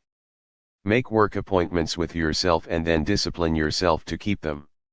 Set aside 30, 60, and 90-minute time segments that you use to work on and complete important tasks. Many highly productive people schedule specific activities in prep-long time slots all day long. These people build their work lives around accomplishing key tasks one at a time. As a result, they become more and more productive and tasks one at a time. As a result, they become more and more productive and eventually produce 2 times, 3 times, and 5 times as much as the average person. Use a time planner. A time planner, broken down by day, hour, and minute and organized in advance, can be one of the most powerful personal productivity tools of all. It enables you to see where you can consolidate and create blocks of time for concentrated work. During these working times, turn off the telephone, eliminate all distractions, and work non-stop. One of the best work habits of all is to get up early and work at home in the morning for 2 to 3 hours. You can get 3 times as much work done at home without interruptions as you ever could in a busy office where you are surrounded by people and bombarded by phone calls. Make every minute count when you fly on business. You can create your office in the air by planning your work thoroughly before you depart. When the plane takes off, you can work non-stop for the entire flight. You will be amazed at how much work you can go through when you work steadily in an airplane, without interruptions. One of the keys to high levels of performance and productivity is to make every minute count. Use travel and transition times, what are often called gifts of time, to complete small chunks of larger tasks. Eat that frog. 1. Think continually of different ways that you can save, schedule, and consolidate large chunks of time. Use these times to work on important tasks with the most significant long-term consequences. 2. Make every minute count. Work steadily and continuously without diversion or distraction by planning and preparing your work in advance. Most of all, keep focused on the most important results for which you are responsible. 20. Develop a sense of urgency. Do not wait, the time will never be just right. Start where you stand, and work with whatever tools you may have at your command, and better tools will be found as you go along. Napoleon Hill. Perhaps the most outwardly identifiable quality of high-performing men and women is action orientation. They are in a hurry to get their key tasks completed. Highly productive people take the time to think, plan, and set priorities. They then launch quickly and strongly toward their goals and objectives. They work steadily, smoothly, and continuously. As a result, they seem to power through enormous amounts of work in the same amount of time that the average person spends socializing, wasting time, and working on low-value activities. Getting into flow. When you work on your most important tasks at a high and continuous level of activity, you can actually enter into an amazing mental state called flow. Almost everyone has experienced this at some time. Really successful people are those who get themselves into the state far more often than the average person.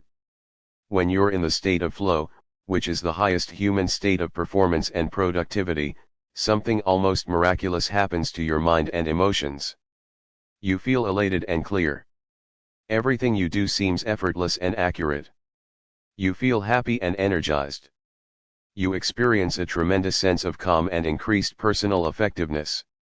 In the state of flow, identified and talked about over the centuries, you actually function on a higher plane of clarity, creativity, and competence. You are more sensitive and aware.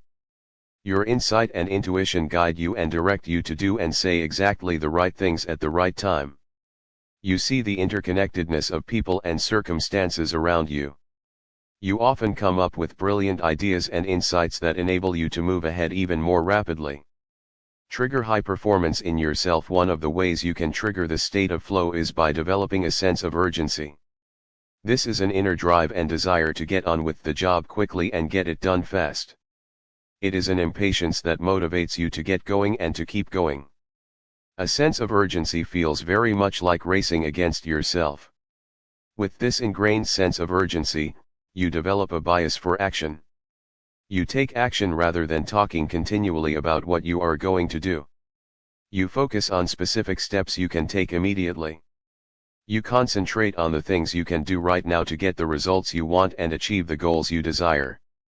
A fast tempo seems to go hand in hand with all great success. Developing this tempo requires that you start moving and keep moving at a steady rate. The faster you move, the more impelled you feel to do even more even faster. You enter the zone. Build up a sense of momentum. When you regularly take continuous action toward your most important goals, you activate the momentum principle of success. This principle says that although it may take tremendous amounts of energy to overcome inertia and get started initially, it then takes far less energy to keep going. The good news is that the faster you move, the more energy you have. The faster you move, the more you get done and the more effective you feel. The faster you move, the more experience you get and the more you learn. The faster you move, the more competent and capable you become at your work. A sense of urgency shifts you automatically onto the fast track in your career. The faster you work and the more you get done, the higher will be your levels of self-esteem, self-respect, and personal pride. You will feel in complete control of your life and your work. Do it now. One of the simplest and yet most powerful ways to get yourself started is to repeat the words "do it now." Do it now. Do it now, over and over to yourself. If you feel yourself slowing down or becoming distracted by conversations or low-value activities, repeat to yourself the words "back to work." Back to work. Back to work, over and over. In the final analysis, nothing will help you more in your career than for you to get the reputation for being the kind of person who gets important work done quickly and well. This reputation will make you one of the most valuable and respected people in your field. Eat that frog. 1. Resolve today to develop a sense of urgency in everything you do. Select one area where you have a tendency to procrastinate, and make a decision to develop the habit of fast action in that area. 2. When you see an opportunity or a problem, take action on it immediately. When you are given a task or responsibility, take care of it quickly and report back fast. Move rapidly in every important area of your life. You will be amazed at how much better you feel and how much more you get done. 21. Handle every task. Herein lies the secret of true power. Learn, by constant practice, how to husband your resources, and to concentrate them at any given moment upon a given point. James Allen. Eat that frog. Every bit of planning, prioritizing, and organizing comes down to this simple concept. Every great achievement of humankind has been preceded by a long period of hard, concentrated work until the job was done. Your ability to select your most important task, to begin it, and then to concentrate on it single-mindedly until it is complete is the key to high levels of performance and personal productivity. Once you get going, keep going. Handling requires that once you begin, you keep working at the task without diversion or distraction until the job is 100% complete. You keep urging yourself onward by repeating the words "back to work" over and over whenever you are tempted to stop or do something else. By concentrating single-mindedly on your most important task, you can reduce the time required to complete it by 50% or more. It has been estimated that the tendency to start and stop a task, to pick it up, put it down, and come back to it can increase the time necessary to complete the task by as much as 500%. Each time you return to the task, you have to familiarize yourself with where you were when you stopped and what you still have to do. You have to overcome inertia and get yourself going again. You have to develop momentum and get into a productive work rhythm. But when you prepare thoroughly and then begin, refusing to stop or turn aside until the job is done, you develop energy, enthusiasm, and motivation. You get better and more productive. You work faster and more effectively. Don't waste time. The truth is that once you have decided on your number one task, anything else that you do other than that is a relative waste of time. Any other activity is just not as valuable or as important as this job, based on your own priorities. The more you discipline yourself to working non-stop on a single task, the more you progress along the efficiency curve. You get more and more high-quality work done in less and less time. Each time you stop working, however, you break this cycle and move back along the curve to where every part of the task is more difficult and time-consuming. Self-discipline is the key. Albert Hubbard defines self-discipline as the ability to make yourself do what you should do, when you should do it, whether you feel like it or not. In the final analysis, success in any area requires tons of discipline. Self-discipline, self-mastery, and self-control are the basic building blocks of both character and high performance. Starting a high-priority task and persisting with that task until it is 100% complete is the true test of your character, your willpower, and your resolve. Persistence is actually self-discipline in action.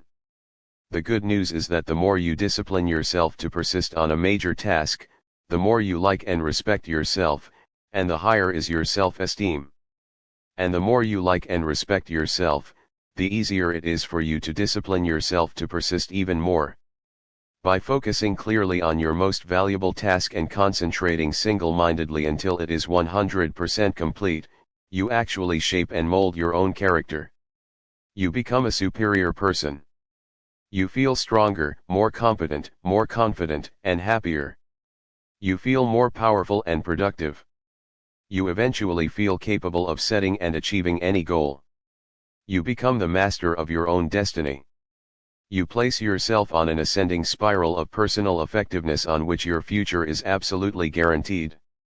And the key to all of this is for you to determine the most valuable and important thing you could possibly do at every single moment and then eat that frog. Eat that frog. 1. Take action. Resolve today to select the most important task or project that you could complete and then launch into it immediately. 2. Once you start your most important task, discipline yourself to persevere without diversion or distraction until it is 100% complete. See it as a test to determine whether you are the kind of person who can make a decision to complete something and then carry it out. Once you begin, refuse to stop until the job is finished.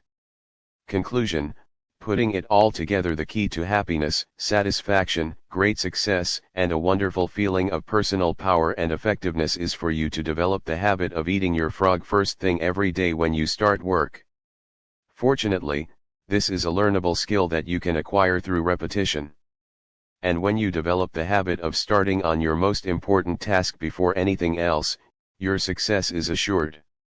Here is a summary of the 21 great ways to stop procrastinating and get more things done faster. Review these rules and principles regularly until they become firmly ingrained in your thinking and actions, and your future will be guaranteed. 1. Set the table. Decide exactly what you want. Clarity is essential. Write out your goals and objectives before you begin. 2. Plan every day in advance. Think on paper.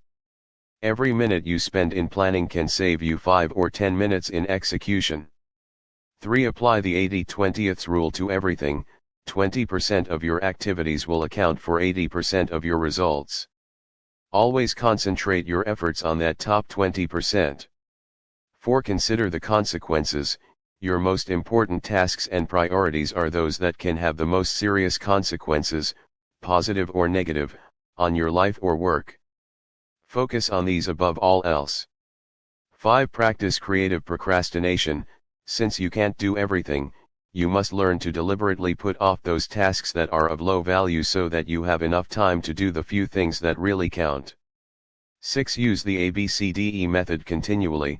Before you begin work on a list of tasks, take a few moments to organize them by value and priority so you can be sure of working on your most important activities. 7. Focus on key result areas.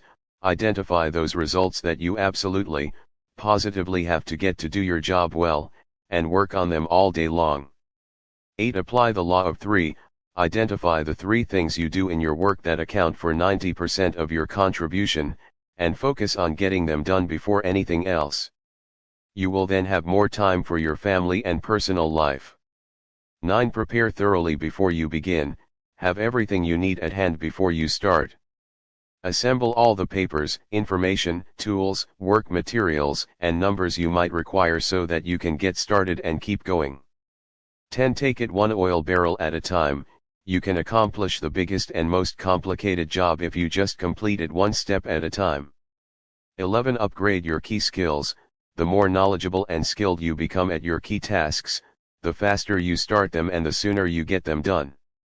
Determine exactly what it is that you are very good at doing, or could be very good at, and throw your whole heart into doing those specific things very, very well.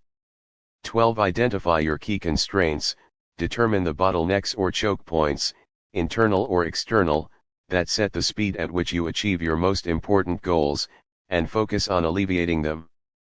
13. Put the pressure on yourself. Imagine that you have to leave town for a month, and work as if you had to get your major task completed before you left. 14. Motivate yourself into action. Be your own cheerleader. Look for the good in every situation. Focus on the solution rather than the problem. Always be optimistic and constructive. 15. Technology is a terrible master. Take back your time from enslaving technological addictions. Learn to often turn devices off and leave them off. 16. Technology is a wonderful servant. Use your technological tools to confront yourself with what is most important and protect yourself from what is least important. 17. Focus your attention. Stop the interruptions and distractions that interfere with completing your most important tasks. 18. Slice and dice the task. Break large, complex tasks down into bite-sized pieces, and then do just one small part of the task to get started. 19. Create large chunks of time. Organize your days around large blocks of time so you can concentrate for extended periods on your most important tasks. 20. Develop a sense of urgency, make a habit of moving fast on your key tasks. Become known as a person who does things quickly and well. 21. Handle every task, set clear priorities, start immediately on your most important task, and then work without stopping until the job is 100% complete. This is the real key to high performance and maximum personal productivity. Make a decision to practice these principles every day until they become second nature to you. With these habits of personal management as a permanent part of your personality, your future success will be unlimited. Just do it. Eat that frog. If you like this audiobook, please like and subscribe. This will help us create more quality content so that you can enjoy your time with us.